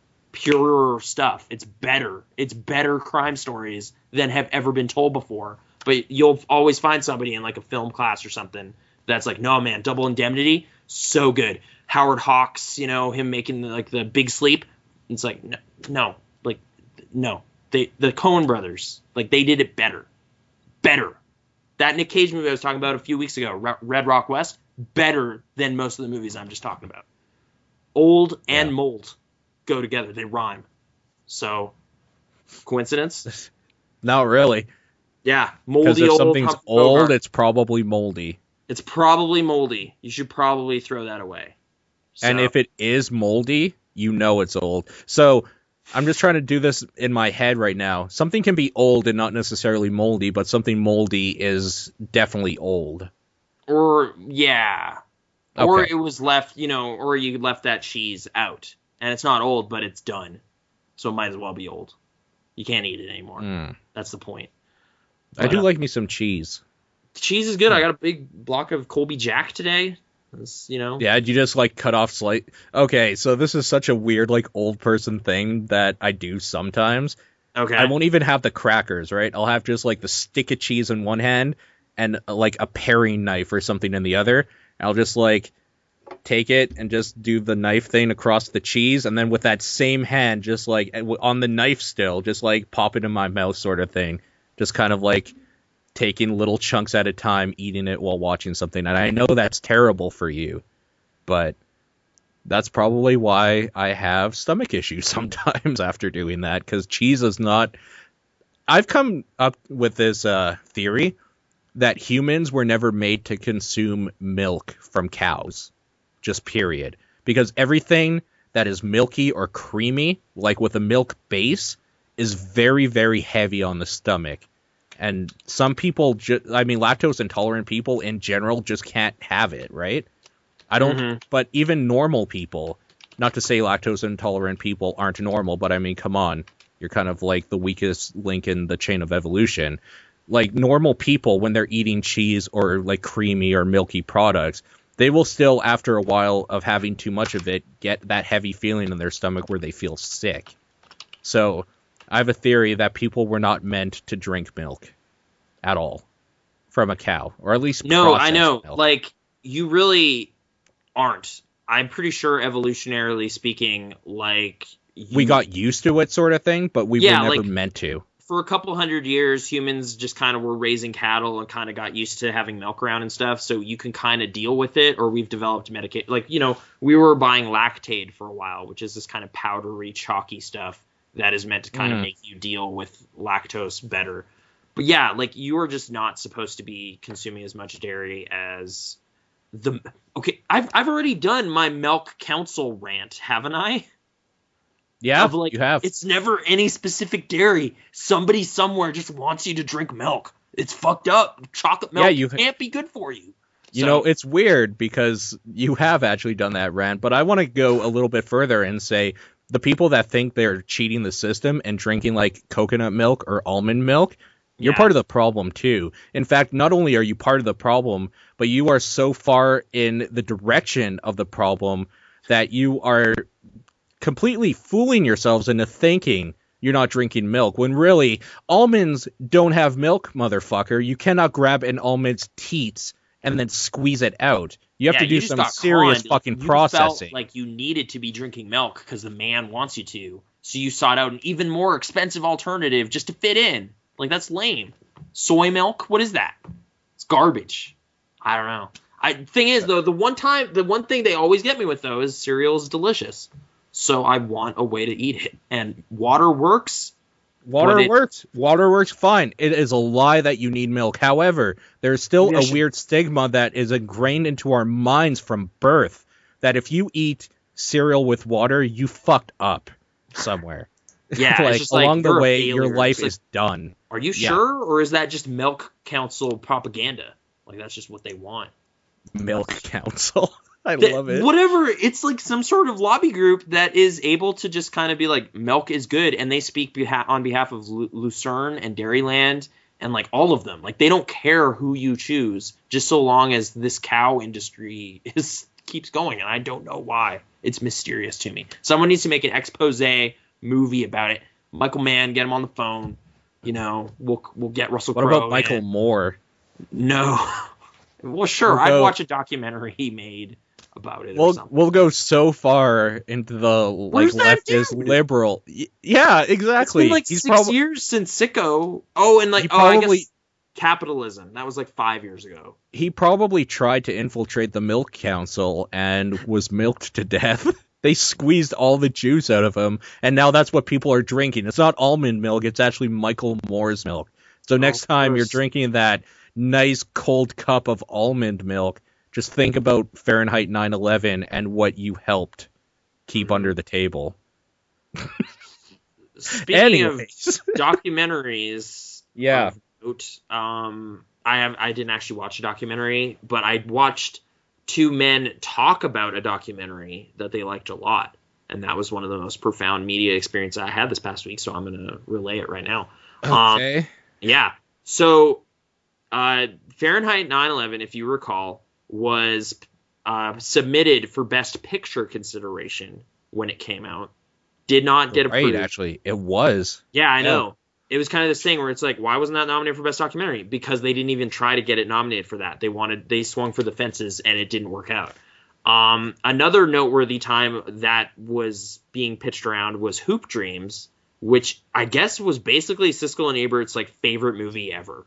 Like, Okay.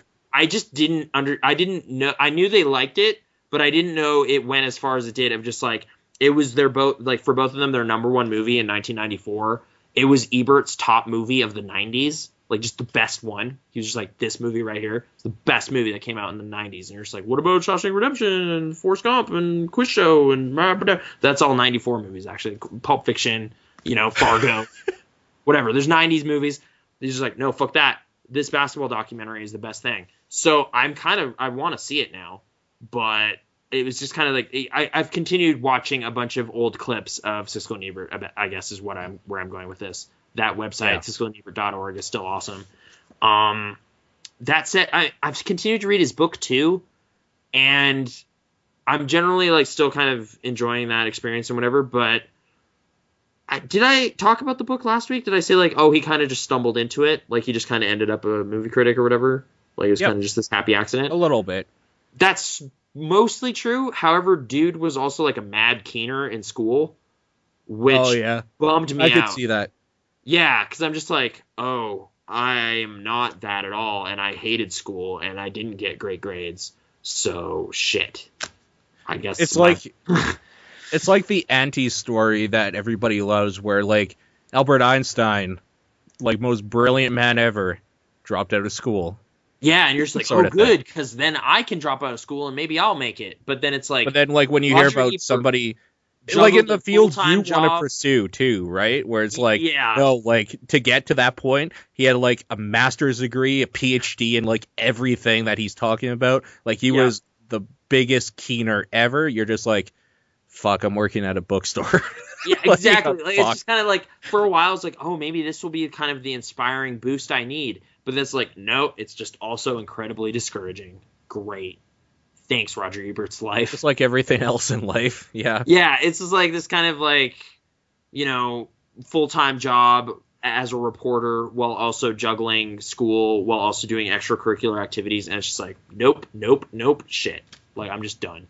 So, yeah, it was kind of I'm about 100 pages in. It's kind of becoming a bit of a depressing read for that reason alone. Like, I'm just like, I want your life to validate my life. And then it's just like, oh, it's not. Okay. I'll keep going. But. Oh, so sad.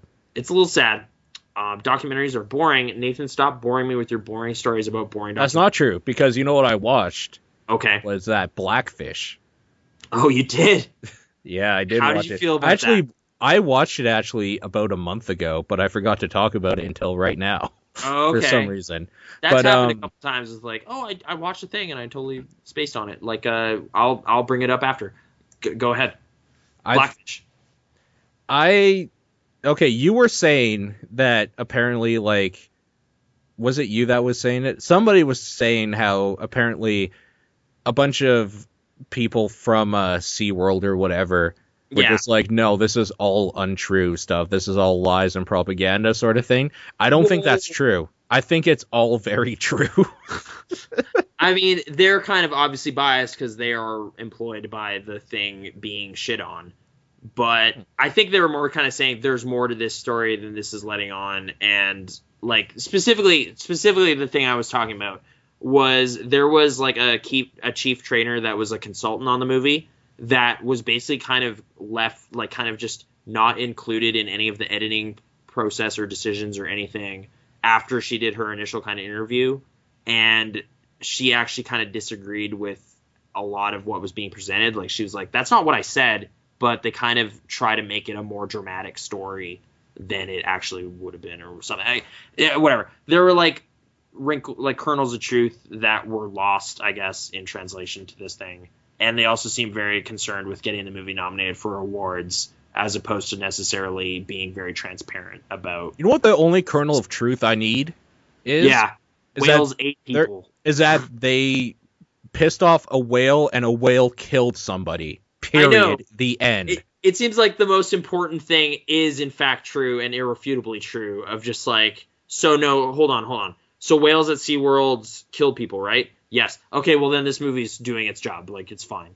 Like, it is getting that out there. Because I did not know that when I went to SeaWorld in 2005, and now I know that, and I'm kind of like, oh shit, that's crazy. I have fucking pictures on my computer I took of killer whales from when I went, and now I look at them and I'm just like, I'm part of the problem. Yeah, not only did I not help them, I, like, funded somewhat, this whole thing. like, emotionally profited from their suffering or something. Yeah, like, it's kind of, yeah, they're, I don't know. I still found the movie incredibly compelling, even after I was presented with this notion of like, yeah, there's two sides to every story, and this only kind of shares mostly one side, and you're just like, whatever. It did its job. So see, and the thing for me is that, like, thinking back on it now, they could do like a SeaWorld thing with the orca show and stuff, because they were even saying in that movie that orcas are extremely intelligent and super friendly to people and like all that sort of stuff. The only time they get pissed off is when they are treated like shit. Like, we're not talking okay, so say they like sanction off a part of the ocean, say, right? Like in a bay, and then they like call the orcas up and then they could do their show, but the orcas still have like basically almost a full bay to swim in. That would be apparently totally fine. The problem is that after the shows were done at night, they would put them in basically like little lockers, like the size that like people barely could swim in, like pools, and they would just sit them there where they couldn't move, like 4 at a time, and they would just keep them in there. Like, what the fuck is that? Why? Just keep them in the main fucking pool, if nothing else, if that's the big one. Yeah. Come on. I don't know. It's kind of, there's a lot of sad stories that are kind of just irrefutable that are in there, and I don't know. Yeah, I found it pretty compelling. It's like 80 some minutes too. Like, I was just like, it's very short. Went real fast. There's just a lot of weird information in a short amount of time. It's kind of ominous, you know, like, you know, some of the music and stuff maybe a little much, but I don't know. I was intrigued overall. So that was one of the few documentaries I watched last year. So it had that distinction. The actual lineup of stuff that people were nominating and whatever, I was like, I don't know. The subject matter. I kind of did this. I twisted around like this when I was presented with the nominations. Hey, Paul. Hey. Documentaries. They can be good. And that's right. Link so fucking I guess cow.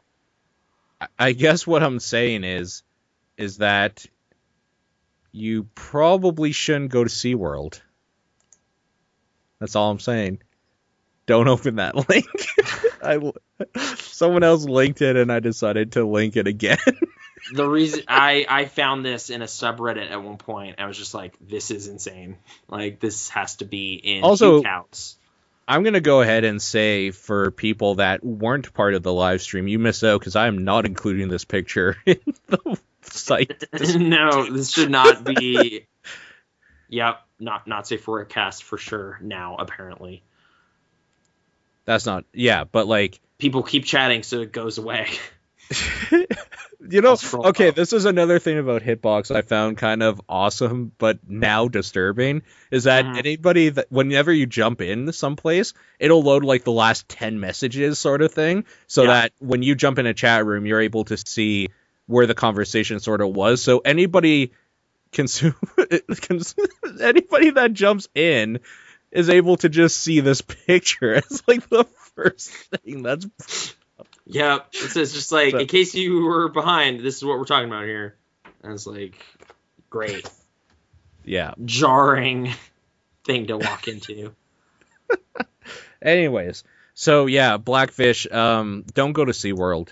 Like, if don't you go to, at the end of that is the concluding lesson of that movie. Don't go to SeaWorld. That is not a good business. But I guess Dad Strength, their podcast, actually kind of got into this issue of like, well, how do you feel about zoos then? Like, does it taint your perspective on zoos at all? Okay, so with zoos, it was tainted a little bit, and this was back when I went to the San Diego Zoo, actually, strangely enough, the day after I went to SeaWorld. Yeah, we went to both in the same week as well, because that's what you do. And I was disgusted at the zoo, where I wasn't at SeaWorld until I watched Blackfish, because the zoo there has polar bears and penguins and stuff, and it was plus 80 something out, like Fahrenheit. It was hot for me in shorts and a t-shirt. How the fuck do they have a polar bear in their zoo? That is animal cruelty. That's disgusting. Mm-hmm. So yeah, I'm not overly fond of it either myself. What about you? What do you think about zoos? The Calgary Zoo's okay for penguins because they just kind of chill out in the winter. Yeah, I mean, a couple died after the flood, although I'm not sure if it was related, but something about kind of water being not pure or something. But Tainted water, yeah. they were very apologetic about that and upfront and trying to fix that and whatever. Well, you can't fix that sort of thing. I know. That's it's like if a tornado came in and killed a bunch of elephants or something in our zoo. Not like you wanted that to happen, so right. Sure, it's nothing they did that made that happen. In fact, our zoo actually got rid of our polar bears because we didn't have a big enough enclosure for them, and they decided that was no longer humane or whatever. So I don't know. Our zoo is generally okay. I don't go as much as I did for a little while there, just because once you've seen it, you've kind of seen all of it. And in fact, they've gotten rid of some stuff subsequently after the flood. One of my favorite buildings, actually, I think was the South America building. So I don't know. I'm not like, it's kind of this thing where, like, you kind of have to look at the animals in captivity as almost ambassadors for the animals in the wild. Like, they are there to endear kids and generations of people to these animals so that when they read, oh man, they're burning down this rainforest in Borneo, that sucks because I actually care about orangutans because there's that cool one down at the zoo. Like, you know, there's at least a point of interest there that is in your face, as opposed to like being an abstract concept of just like, there's this type of animal that you've never seen or care about and it is in danger. You're just like, okay, like I don't know what that is. But if you have an endearing one that is in your town, maybe you'll actually donate to that charity or, you know, stop buying that brand of cookies or something. Sure. So I don't know. It's kind of a necessary evil, I guess, is the end of that thing. Like, it's like, of course, it's not as awesome as just being a free elephant that gets to run around and do whatever they want, but it also probably won't be, attacked by lions. So what about me? I have to go to work. Yeah, I'm trapped. I would be happier being free. Yeah, I would be happier not having to work. Why don't I get, money? Why isn't there a Save the Nathans charity? I don't know. New hashtag? New hashtag, Save the Nathans. Some Nathans are getting better, treatment than other Nathans. I don't think that's fair. Nathan Fillion's doing Cash for Krasnor. Cash with a K. Cash for Krasnor.com. K4K. Like, whatever. I'm not above begging, dude. Like, if you want to give me some money, it would be better than doing what I'm doing right now, which is going to a job I don't like. Man, okay, dude, there was a classic retail story that happened this week. And okay. I'm just going to, where I like to be at work is in the warehouse doing receiving. I think I've talked about this. Sure. Where I end up sometimes is up on front cash. Which is arguably the worst in all retail. Yeah, that's not where I want to be. So I am not there often. That is not what I'm trained for. You are like an orca whale. You are not in your natural habitat, and your fin is down all the time. Yeah, my fin's droopy. Like, I'm just droopy-finned Nathan up there at the front. That's right. But, okay, so I am there on till, like, doing an okay job, kind of just scanning stuff, doing my thing. And it was just such a, like, it's just, I tweeted about this after the fact of just, like, sometimes you need, like, an incredibly obstinate customer to realize how fine most of them are. Because, like, there was nothing I could do that would make this situation work out. Person comes up, they have, like, 7 items, say, and then they grab, like, a couple impulse things and add those to the pile while I'm kind of starting to scan stuff. I get kind of hung up on having to select a pre-existing code for one of them because it doesn't have a barcode. So I have at this point scanned 7 of the 9 things. I hit the total button, not noticing these impulse buys, and this person then continues to just swipe her card and purchase it. They didn't say anything? They didn't say anything, and then I go, Oh. "Oh, sorry, wait a second. I didn't scan these 2 Legos, so is it okay if I do that on a separate transaction?" No. Okay. Well, then put him back. You made a mistake. You need to fix this. Okay. I what do you want to do? Refund everything and then do it again with those on the transaction, please. Okay. I'm gonna need to contact somebody to do a refund. Like, I don't have authorization for that. Oh, it's okay. Like, you made a mistake, so you need to fix it. Okay. Like, she was just like so severe about it. Like, it's just like acting like I had just done the worst thing that could ever happen. Like, it was just like, I miss scanning 2 things. Like, all this takes is me scanning those 2 things. They're not all like that, though. This That would again. happen at the convenience store every now and then. Of where it's someone just just kind of putting up a fence and just being like, Well, they "No, would put a this bunch of sucks." stuff. I would scan all of it, hit the total, and then they like grab a chocolate bar and put it there somewhere in there. Yeah. I'd just be like, "Do you mind if I do that on a separator thing?" And they're like, "No, it's fine." Like, it wasn't usually an issue. There was Yeah, every now and then a it problem, shouldn't but it shouldn't be that big of an issue. Like, there's It's an not. easy solution. It is just swipe it again. Like, as far as I know, no bank gets pissed at you for buying a $5 thing. Like, do No. they? So it's just kind of like, this wasn't an issue, but now it is. And like, what could have been a 1-minute solution of just like doing another thing took like a full 10 minutes of just yeah, exactly. Like contacting a manager, getting them to come up to the front, trying to explain what the situation was to them, and them just gonna be like, wait, like, did the price, was it wrong or something? No, they just don't want this to work, essentially, is what I'm saying. And it's just like, oh, okay, I guess we couldn't do that. Like, it was just this like tedious thing. And I think the part that just kind of got right under my skin was like talking to the manager as though I'm not a human who is standing there. Like, this like incredibly condescending thing of just like, this, he needs to be retrained. Like, that was just unacceptable. So incompetent. And you're just like, okay, like, I fucking missed scanning some stuff. Like, see, okay, this is what gets me is that you don't even like your job. yeah. So why did you even get the manager? You could have just been like, okay, then put them back. It's like, no, you fucked up. Well, we'll fix this my way, or you're going to put them back. Like, why do you care?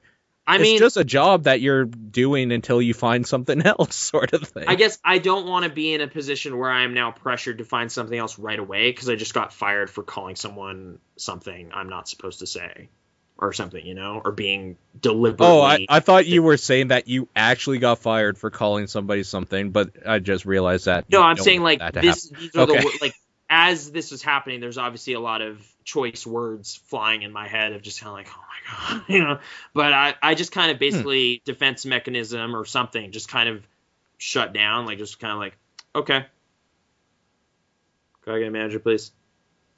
And it just like was frozen there, standing there awkwardly for like 3 minutes with this person just kind of glowering for no reason. And it was just like, I don't know. It's like one of those moments where you're just kind of disappointed that people like that are real and exist and function. Of course they exist. Yeah, It's just kind of sure. thing of just like, oh, I thought that was just kind of a joke from Clerks or something. Like, I didn't think that was an actual thing that still happened, but here it is.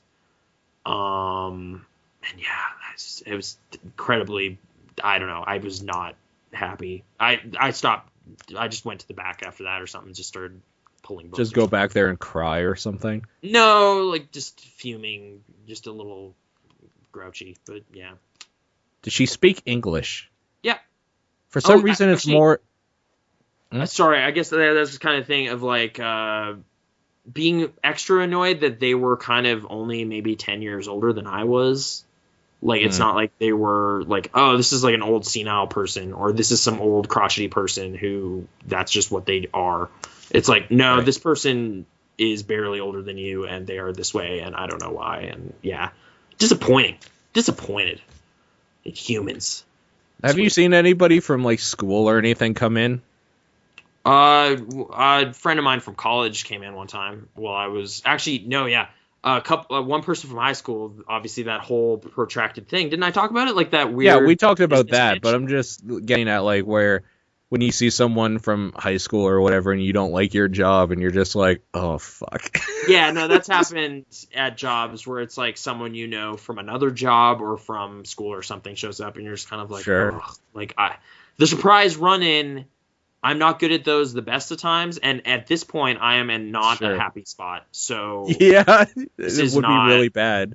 this is not where you want to see me. And yeah. Oh, This- hey. Hey, yeah. It's Yeah, like, how are you doing? Pretty good, just working except here. it's- I hate Yeah. it so much.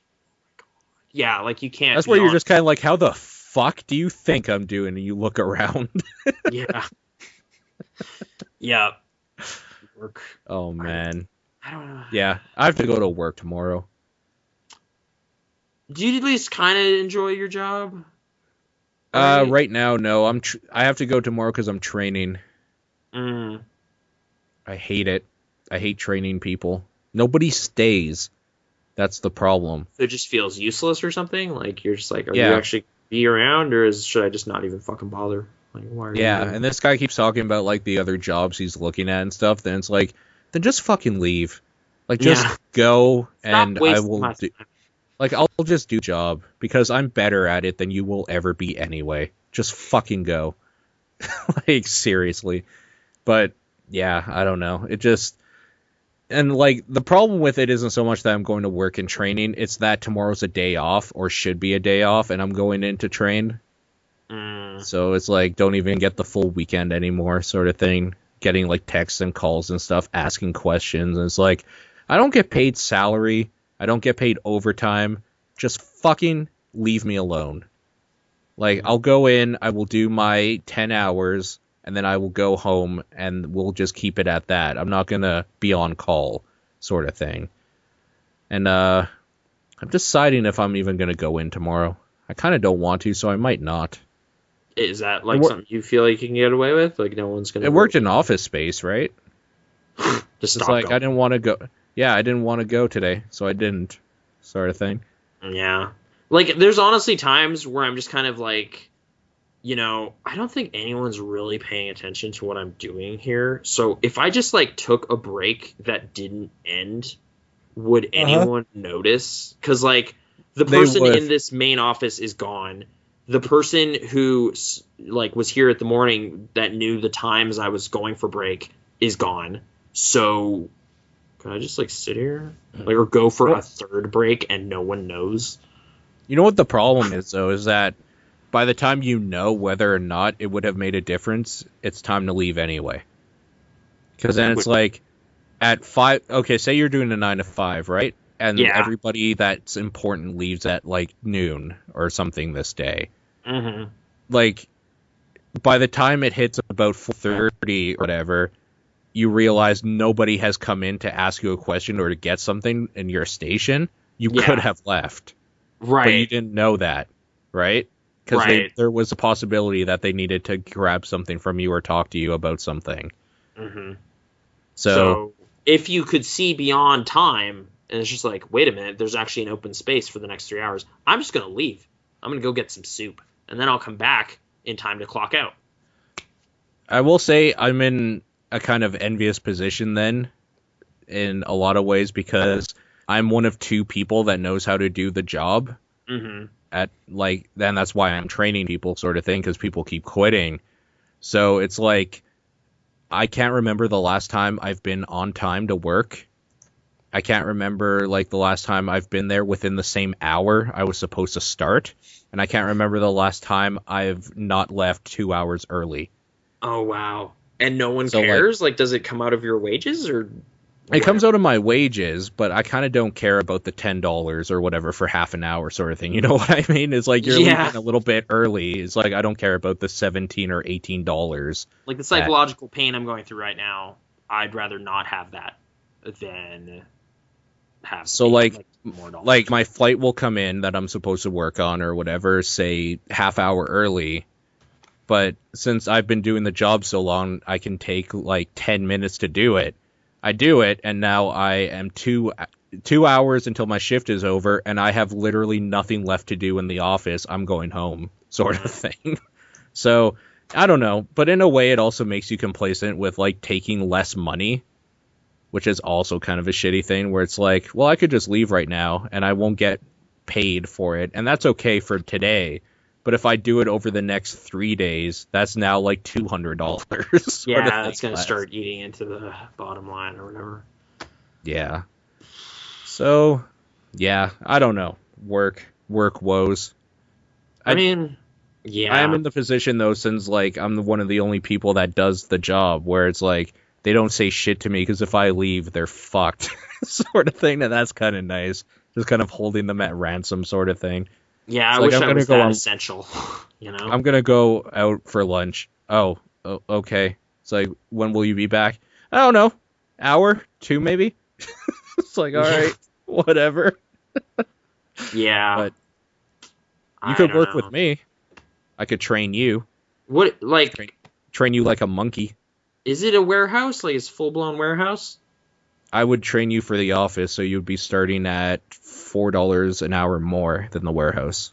Oh, okay. I'm okay with either, but interesting. Actually, Business I just got deals. some news that another guy is actually quitting the warehouse, so you could work in the warehouse if you wanted. It's super easy, and it's amazing that half of the dumbass monkeys we have can do it, but they do it. I kind of don't mind, like, there just being, like, a physical task that needs to be accomplished or a thing won't happen. Like, as long as it's, like, a clear-cut line of progression like that, like, it's just, like, if this doesn't get scanned and put over here or something, or, you know, like, if the receiving end, it's like, if you don't open these boxes and sort these books and put them on shelves, we won't have inventory. And also, more importantly, the warehouse space will fill up with crap, and then we can't do anything. So it's like, okay, well, like, this is actually, like, a puzzle game that I get to participate in. Whereas when you're out on the floor just kind of floating around hoping that someone asks you for something so you can help them, like, it's just less satisfying. It is less objective based, you know? No, the warehouse there is more like freight goes in one door, you get a weight on it, you get the, like, dimensions or whatever and put it aside, and when customers come in, the people in the office give you a sheet of paper of what they're picking up and where it is in the warehouse. You grab it for them. And when shit comes through the other door, you take it apart and you put it in bunks, and then you write those numbers down. That's essentially the whole job. How much bureaucracy happens? What do you mean? Like, is there a lot of kind of, like, middlemen and, like, papers that need to go through someone For the office specifically, the operations manager is actually on one of the shifts, so he is working beside you. He's not telling you what to do.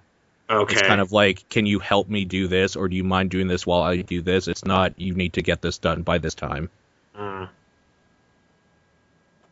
Okay. The problem is, it's very far from where you live. It is. But so is my very job. Far. So, yeah. Let me put it this way. You know where I live. I live about a 10-minute drive from it. It takes me an hour and a half to get to work on bus. Oh, really? Yeah. Oh, man, that's like a 2+ hour commute then, probably. Because I have to take a bus to the train to the station, and then another bus from there. Okay, whereas, like, I would be on a train going north. You would have to hop trains, probably. Oh, you would be on a train going north anyway. Well, like, switching trains isn't that hard. So, like, the train side of it might be easy, but at some point it would be a bus to the actual place, right? Mm-hmm. Okay. I don't know. I'll Google. Oh, I guess for you, I mean, let's get specific here. You would take a train to Whitehorn. Yeah. And then you would take a bus from Whitehorn. So it would actually be maybe about as long or less of a commute for you. Because I have to... the biggest part of the commute for me is having to take the bus from the community that goes in a circle to the train. And then after that, it's easy. Okay. Yeah. Well, hey, maybe a business plan has been hatched here live on the show. There you go. You know, I'm glad everyone is here to witness what may be Nathan and Paul history. This could be an important part of we our end up dynamic. hating each other. Yeah, maybe. It's like, man, that guy's fun to talk to. Especially if you're in the warehouse, because I'm going to be bossing you around to get my shit done so I can get the weights in. It's like, why you busting my balls, Paul? Jeez. You get an accent and everything. Yeah. Oh, gee, Why are you busting my balls? Oh, gee. Yeah. I've also been watching tons of Happy Days, so that's Yeah. Oh, gee. yep. So dumb. Man, I'm trying to think like what else did Siskel and Ebert, Yep. Sopranos, Yep. Louis. Did we go to a movie? I don't know. I didn't go to a movie with you. Yeah, I don't think. I bought this mouse. I don't know if you can see it, Ooh, okay. but yeah. It's been kind of a slow week, I guess. Like, yeah, those couple adventure games I talked about. I mean, So yeah, I've been yeah. PC gaming a lot because of that, though. The mouse. Okay, the new mouse. That's a Yeah. like The pulling off scroll those wheel on my headshots. other mouse died. So, kind of useless to me now, right?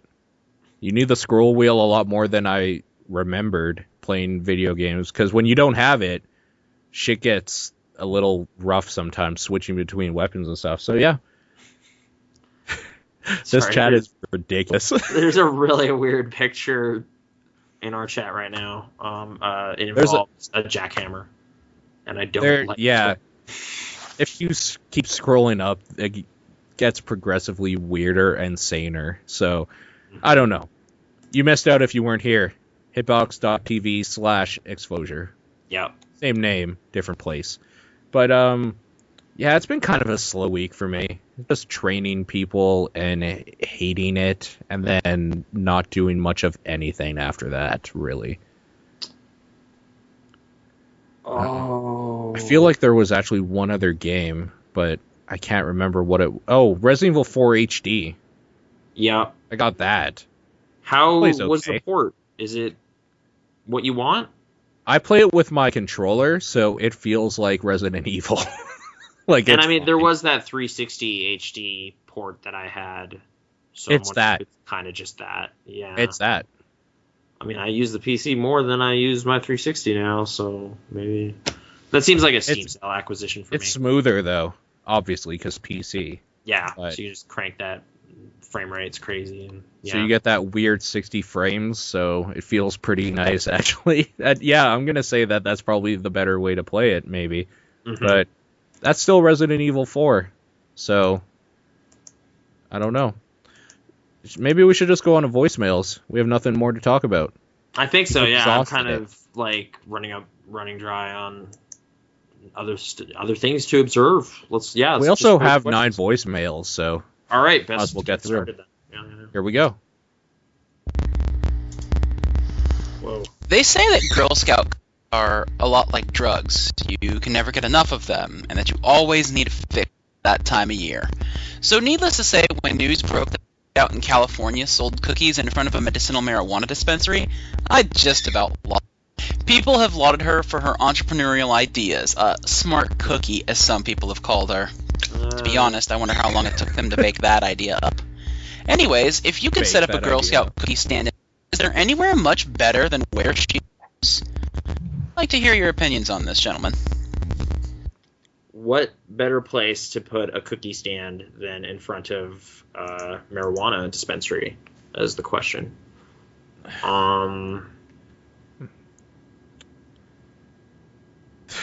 Why is this so hard? I don't know. Like it's Better like, yeah, people It seems walking just around kind of with money. obvious now. It kind of does, yeah. Although it's not like marijuana dispensaries existed for a long time. Before. So it's not like, oh, when I was a kid in Sparks or whatever, I should have just done that. It's like, no, there wasn't one. So Wait, Sparks? yeah, that was like a Wasn't Christian. Sparks the girl version? No, I don't think so. I'm pretty sure it was. I had a little vest, and I was only in it for like a couple months, and then I quit. It was like So a you church-based weren't- thing, though. You weren't in the... What the fuck was it? I was in it too, but it wasn't Sparks. Oh, It was, maybe I was only Beavers. In it It was like the Boy Scout, like, kid version. for... The Oh, okay. Beavers. I don't remember entirely. You don't remember Like any there of was that? like the one thing I remember is there was like a CO2 car racing thing. So we built a Okay. car, but I didn't actually want to go because I didn't care. So I just had a car and didn't go to the race because I was just like, ah, fuck it. So That was that. It was like my grandma was babysitting or something. It's like, you're supposed to go to this thing. It's like, no, it's okay, actually. And I was like, oh, okay. And then I just played Super Nintendo. And my life was better forever. Yeah, it was awesome. That's what I remember from Sparks. So, okay, anyway, back to the question, where would you set up? No, they did it. That was the correct place. I can't even think of a funny, like, you should go to the mall. Like, no, that doesn't make any sense. There's no place where people are just walking around with a lot of cash. And well, I mean, like, obviously state fairs and shit like that, like amusement parks, but first of all, you need a license to do that, and second of all, there's 1,000 other candy places and shit like that, so you're not going to sell cookies there. Yeah, so, trying to think. People want to pay their phone bills down at the Rogers. I don't know. I'm sorry. I have no funny observations. Oh, a weight loss center. Mm-hmm. There you go. Walk, the windows with all the treadmills. Just walk up and down there. Yeah. Ruin people's resolutions. That's the word. New Year's. Resolutions is not just for New Year's anymore. Next voicemail. Whoa. So after my car, I quickly learned that I spend over $200 on fast food. So tell me, what's your favorite fast food? Favorite fast food place? Harvey's, I like. I like McDonald's. Just straight up. It's cheap, and it's fast, and their chocolate milkshakes have meth in them or something because they're addictive as fuck. Yeah, I've been defaulting to A&W a lot just because it's near where I work, but that's not my favorite. I like root beer, though, and I actually like their fries. I think their fries are some of the best in the fast food business. I like Burger King's poutine. Oh, okay. The most. I don't like the McDonald's poutine very much. You get out what you poutine. That's true. Bringing it back. And I guess I'll just say, like, I'm kind of always disappointed by Edo, Japan. I just wish it was better. Or I just wish the quantity was more. Oh, I never have a problem with Edo. You get a bento box. That's how you do it. Okay, I am not typically getting bento box, so maybe I should just switch when you get a bento box, you get basically the same amount you would get for, like, a meal sort of thing, like the smaller thing. Yeah. You're also getting your choice of between 2 pieces of sushi, 2 gyozas, and 2 like dumplings for anybody that hasn't been there, I guess. Mm-hmm. 2 spring rolls, and you can choose 2 of those sides. How much more is it than just the teriyaki meal? It's about the same, but then you have the sides. But if you ask them to sumo size it, it's double the amount. Oh, okay. Wow. But I mean, it gets expensive doing that. Mm-hmm. And, like, a lot of food. But yeah, I haven't had a problem with Edo. You ask them to sumo size anything, like your teriyaki thing or whatever, and you're probably going to need, like, 4 scoops of teriyaki sauce to get even all of it a little bit drenched. So, I don't know. I'm going to go with McDonald's. Okay. It's the tried and true. And I genuinely like their food. I'm not going to say it's great for you. I'm not going to say it's even great tasting all the time. Mm-hmm. But there's something about it that's just good. I think it's their buns for their little burgers. The McBistro is okay. Their bistros are great. Their salads are good. And their wraps are actually fantastic. Their wraps are really good. So, McDonald's. Next question. The one and only. Hey guys, Foxy here. It's Oscar. I don't want your opinions on the Oscars. I want them on the response, because I've been reading Twitter, and it just feels like we're more hateful-minded than we've ever been in years past. Yeah, Nathan. We take these things for granted, and people put an amazing amount of effort into creating a piece of art, and we just don't care. Like, everything that takes place to make one of these movies is incredible. All these people perfected it, made it better. They would have blown the minds of anybody 5 years ago, 20 years ago. And we take it for granted, and it's kind of scary. What it takes to make a movie is insane. Something that none of us could ever do listening to this, but we don't care. We treat these celebrities, these actors, directors, as literal punching bags, and it's kind of insane. Uh, I honestly feel like our generation, my generation, the generation in the past, is taking the shit for granted, and I feel like we need help, because if we don't, we're just gonna become physical like balls of hate in a couple of years. Does Foxy see at the stream? Weird. Nathan, as a yeah. confirmed ball of hate, how do you? Yeah. How do you? Okay, wait. I want to say one thing about the none of us could do it. Most of the movie makers that are renowned now started off with like a camera and some friends.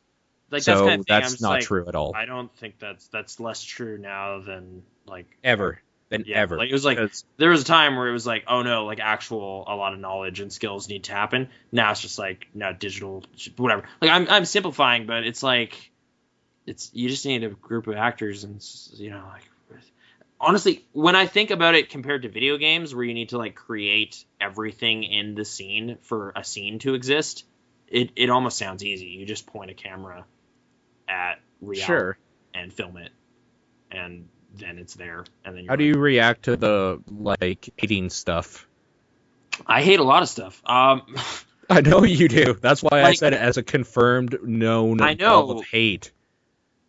I guess I kind of just felt like that seemed maybe referring to Gravity specifically. Like I found that movie kind of baffling in a way of it's like, well, yeah, it was like meticulously put together for like 5 years of this man's life, and he got all these special effects artists and all this stuff to create it.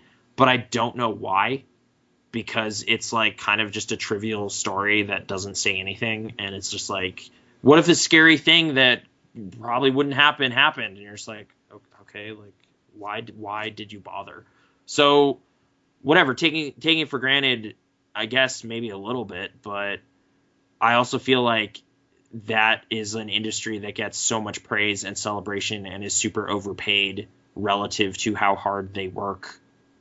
It's almost we've had this discussion before where I don't agree with that, because I agree with the named people getting paid a lot for how little they work, but there are a lot of people behind us. We've had discussion. Oh no, yeah. Like I mean, like the credits list for Gravity is insanely long, and yet Sandra Bullock is the person that walks away with the most money. Like that makes no goddamn sense. But I'm not, the Oscars in no way is like going against that. Like they're almost part of the problem in that, like, hey, we gave this gold trophy to this special effects studio. Okay, they went out of business because they could not pay the bills, because like the producers of the movie none of that money goes to that industry.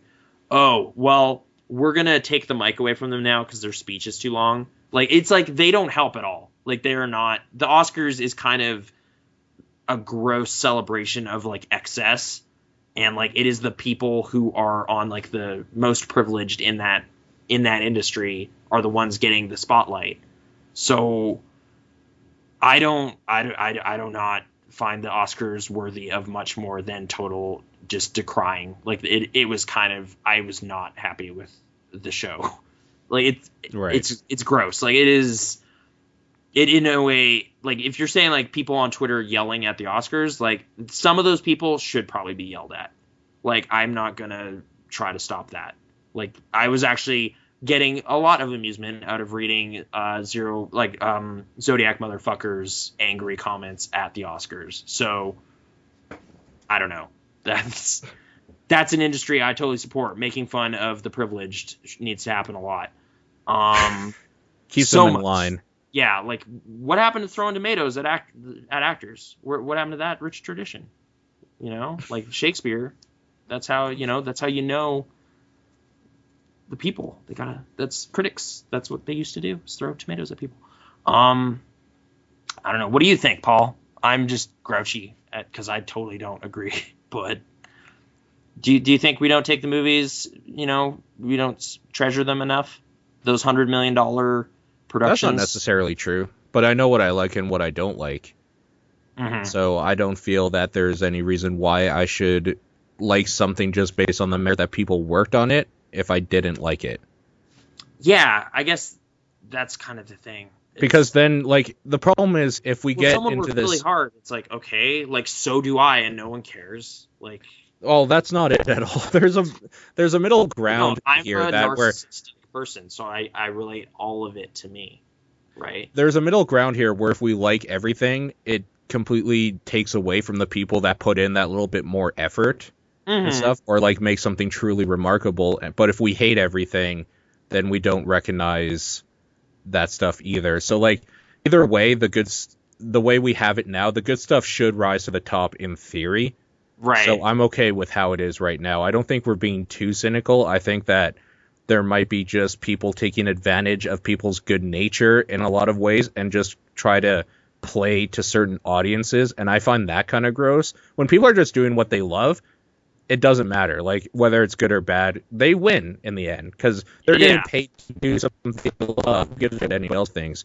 But like when you're making a movie based simply on racism or something like that because you know it'll get the nod, that's gross to me. So I don't know if anyone explicitly does that, but it seems to be like a lot of critics might be like, well, I got to vote for this because of that, you know, like that's important. Or like, yeah, I mean, that's a cynical outlook I definitely have. Like, it's just like, oh, well, this one because it's about the Holocaust or something. Like, it's serious, so people can't dismiss it, you know?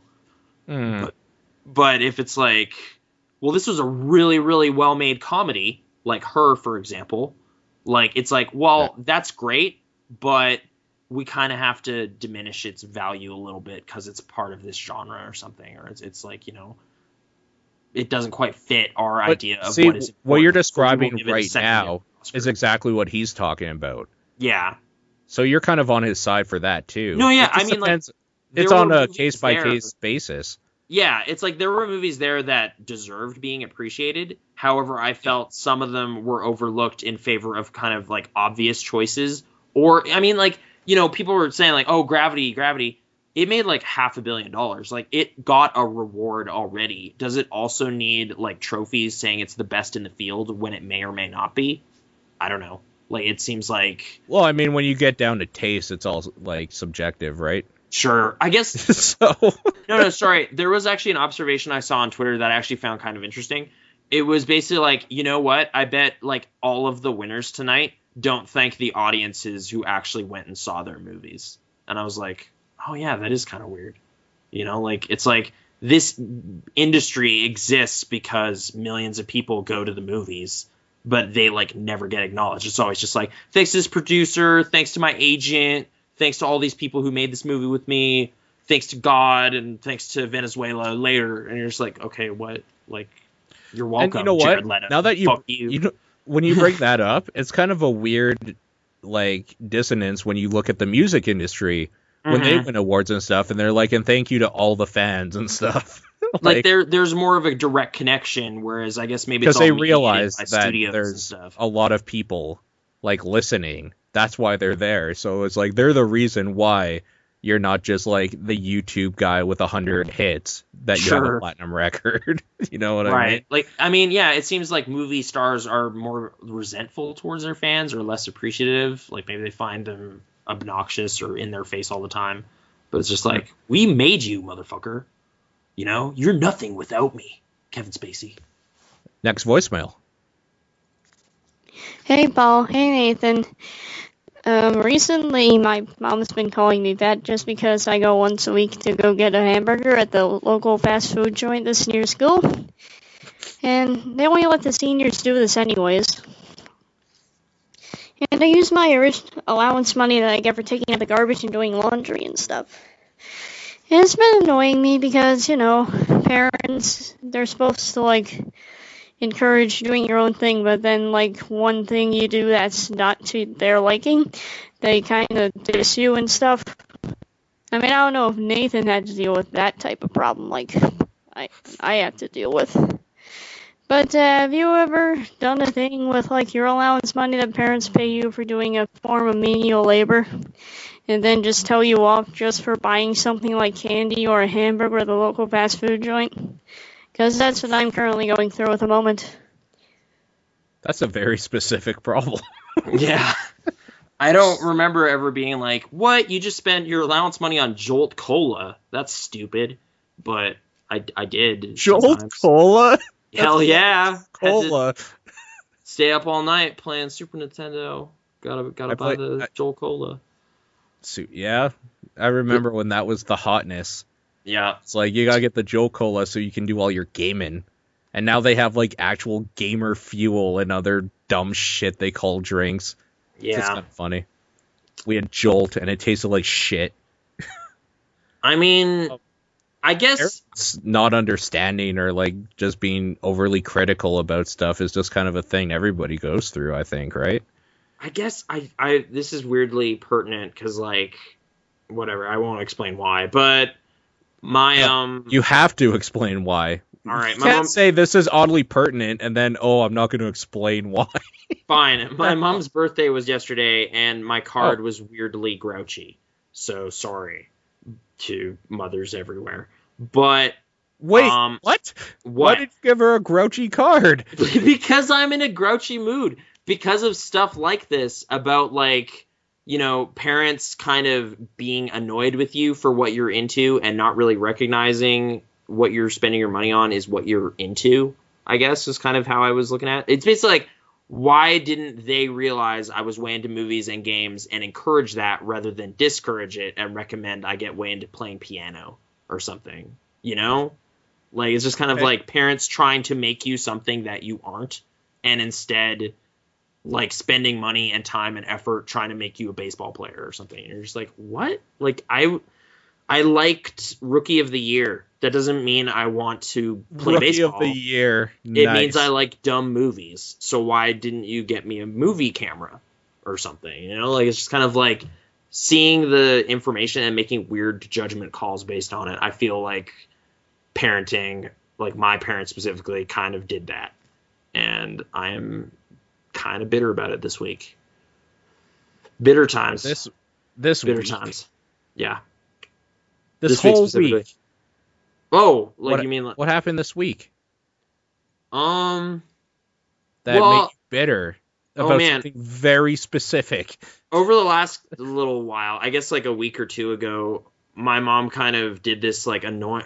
Okay, this thing. Have you ever had a relative just kind of like try to get you to watch a religious propaganda documentary to try to like convert you back?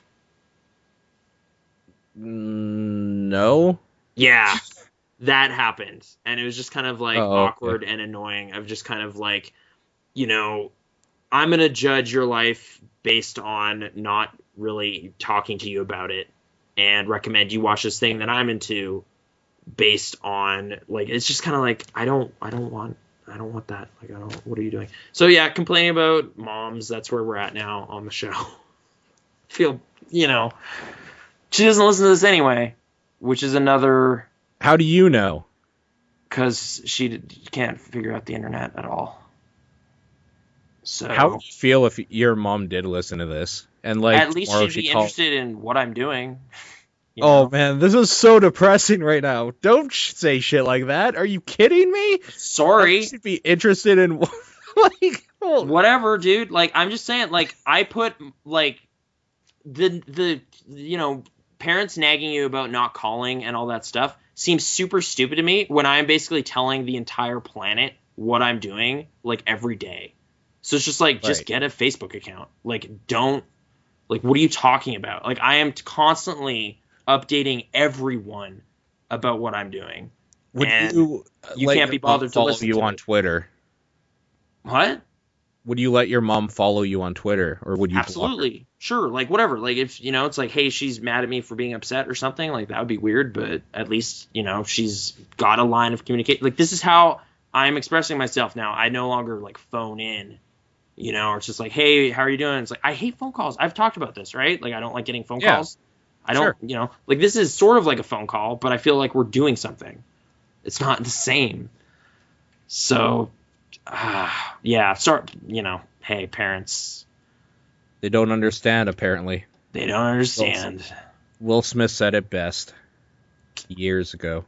So, not exactly your situation of buying too many burgers with my allowance money, but Man, yeah. Sorry, I keep spinning innocuous questions into like annoying dark things. So that's what I do. Are you okay, Paul? I guess Are you that's where we're at this week.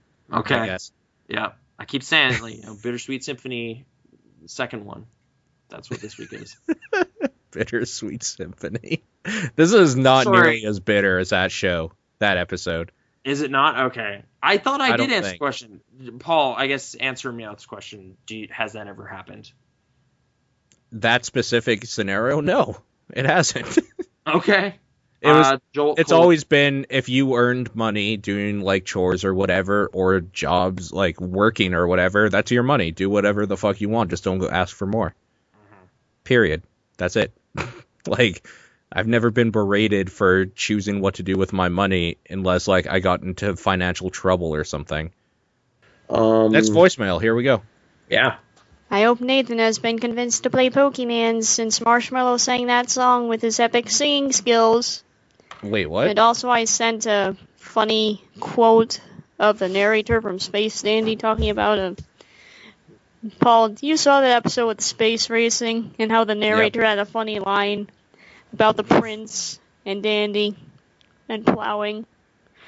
I was confused. It was like... I'm still torn between the racing or the zombie episode. But yes. Zombie episode. I had a problem last week with trying to keep up with the live episode, because I'm trying to watch Space Dandy's Epic Adventures and all the other anime that follows after that, while listening to Krasnor's Epic Story Time. So, is Friday nights going to be a regular thing, or will it be Saturday nights, or will it just be Friday nights? Because, it's kind of hard to pay attention to Nathan's Epic Story Time and the current anime that airs on Adult Swim at the same time. It's kind of tricky. Oh, okay. Saturdays generally don't ever work for me, so Saturdays will never be a regular time. It'll be one-offs. So that's my side of it. One-offs, I guess, for Saturday specifically. Sorry, Saturday streams or... Podcast. Oh, switch to the day. Yeah. Oh, yeah, I don't know. No, she was asking, will Saturdays be regular? No. Oh, okay. No, and yeah, like tomorrow specifically I have work, so it wouldn't have Yeah, worked. exactly. I do too, and Saturdays are just generally bad. Yeah. So sorry, that doesn't work out perfectly. Space Dandy. I haven't played Pokemon or watched Space Dandy yet because I've been watching Sopranos, which Whoopsies. Whoops! I thought that's what you said. You said Space Dandy, but I thought you said Sopranos. So then I started watching that. That's my Kind of the excuse. same thing. Yeah, and you said Pokemon, but I heard Zero Escape, so I played both of those. They're both from Japan. Close enough. I mean, kind of. I played Could be Twitch on Plays Pokemon. Twitch. Kind Yeah. of the same thing. Yeah. So I mean, beat that game. You technically beat it. So congratulations. It only took you 16 days. It was tough, but I had some friends helping out, so The power of friendship. Just like the anime teaches you, you don't have to be good at something. You just need enough friends to help you get through it, basically. Honestly speaking, though, what would you guess the running time is of a Pokemon game? Like, it would be like 30, 40 hours, or is it 20? Of a Pokemon game? Yeah, get to, just race through it, get to the credits. Like, what are we talking? You could probably do it in like 20 to 30 hours. Oh, okay. I would think.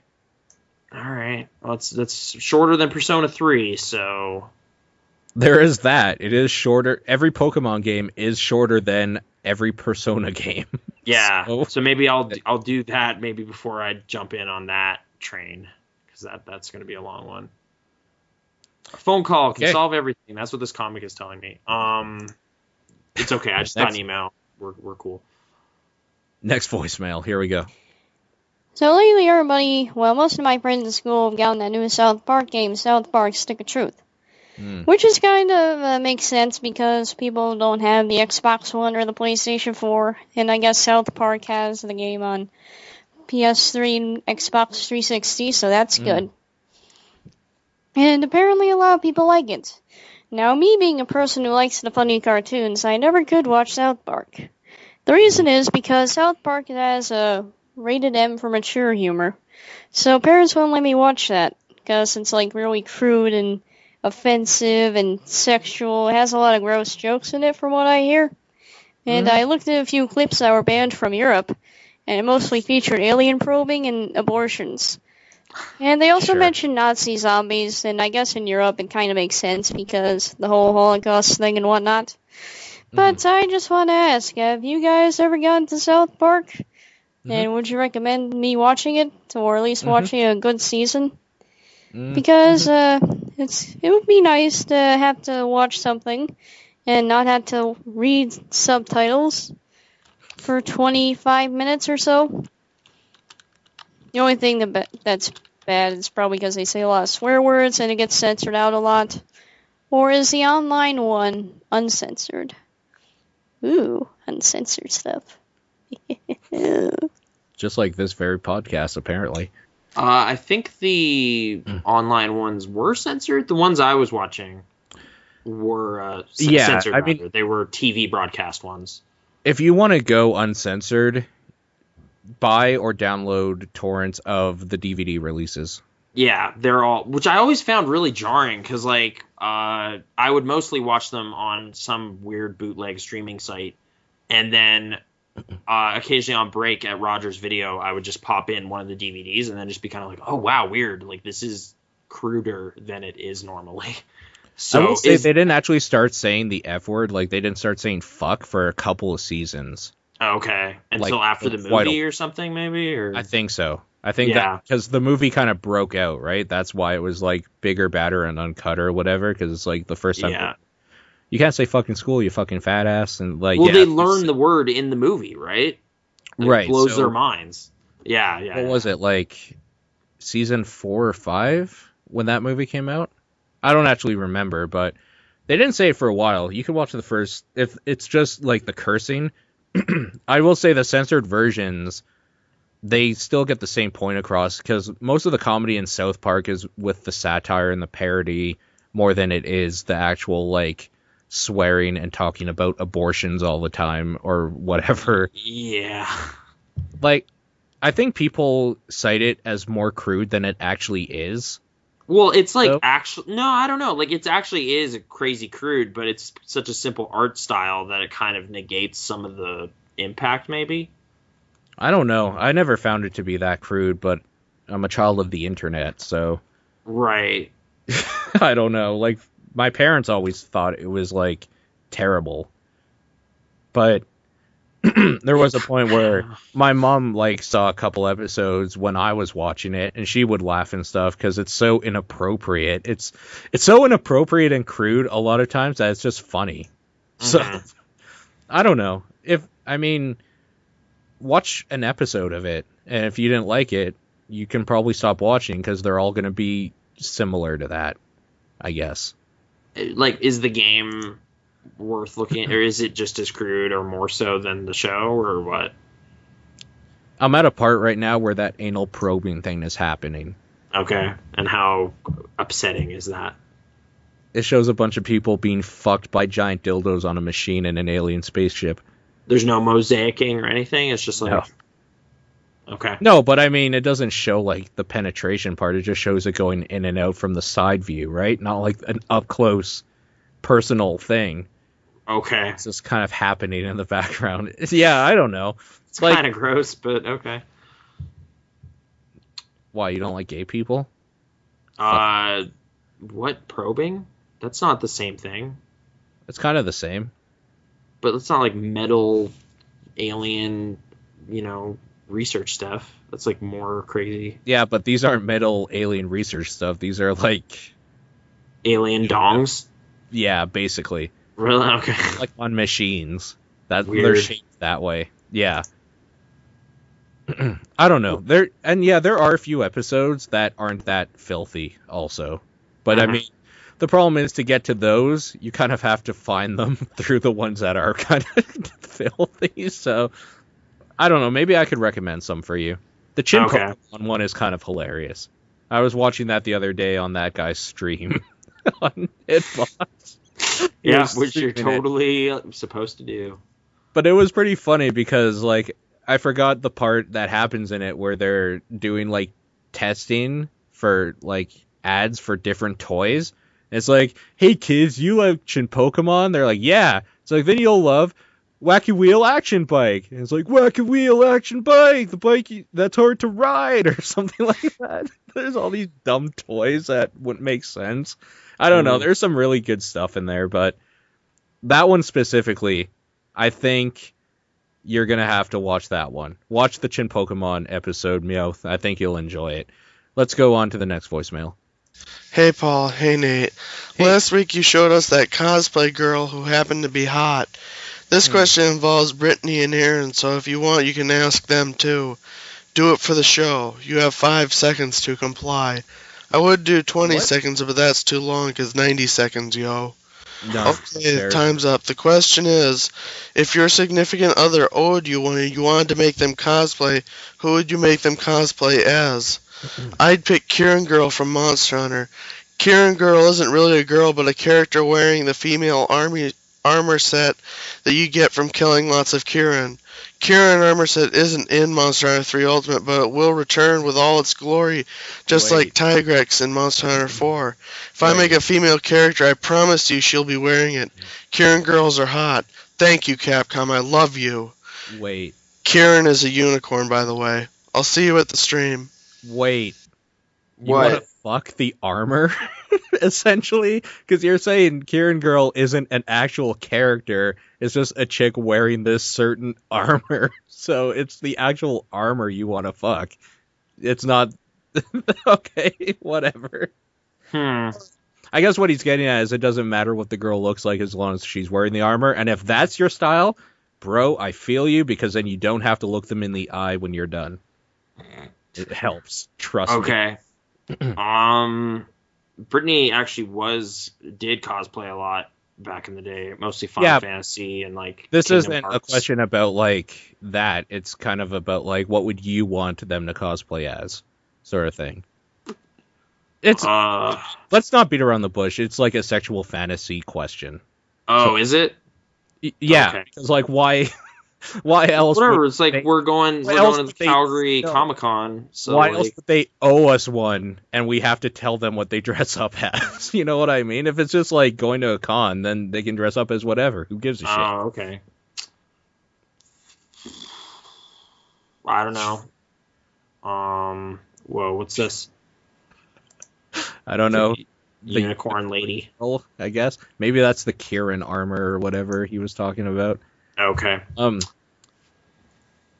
I mean, for me, she doesn't have the body type, but Jill Valentine, just because I grew up with those games. So Jill has a very special place in my heart. We'll go with heart. Yeah. Yeah. Man, I'm trying to think if there's like a video game character or something that like specifically.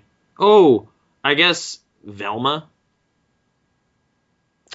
Okay, so Rule 34, I saw some Velma stuff that I was just like, I hated this character before. Now? Yeah. Oh no. I I don't know. don't know. Yeah. It's Rule 34 community constantly making pop culture better. Those guys are great. Presumably guys, mostly. I don't know. That's probably sexist. Both the genders. But yeah, there you go. Velma from Scooby-Doo. I don't even like Scooby-Doo that much. But Yeah, exactly. that sweater kind of combo thing is pretty good. Pretty good. Okay. So, yeah, the glasses. You gotta have those glasses. Mm-hmm. Anyways, next voicemail. Fuck, why does this always happen? Here we Hey, go. Paul. Hey, Nate. This one's for you, Krasner. Uh-oh. Oh, God. Oh, this is what Nails was talking about. Okay. I wanna be the very best, like no one ever was. To catch them is my real test. To train them is my cause. I will travel across the land, searching far and wide Fuck yeah, bring it Each home. Pokemon to understand the power that's inside. Yeah. You and me. I know it's my destiny. Oh, you're my best friend. The world we must defend. A heart so true. Our courage will pull us through. You teach me and I'll teach you. Pokemon! Catch 'em all! Gotta catch 'em all! I'm feeling it. Every challenge It's like a along 3-minute track. with courage I will face. I Well, don't 90 seconds, right? I will battle Yeah. every day to claim my rightful place. Come with me, the time is right.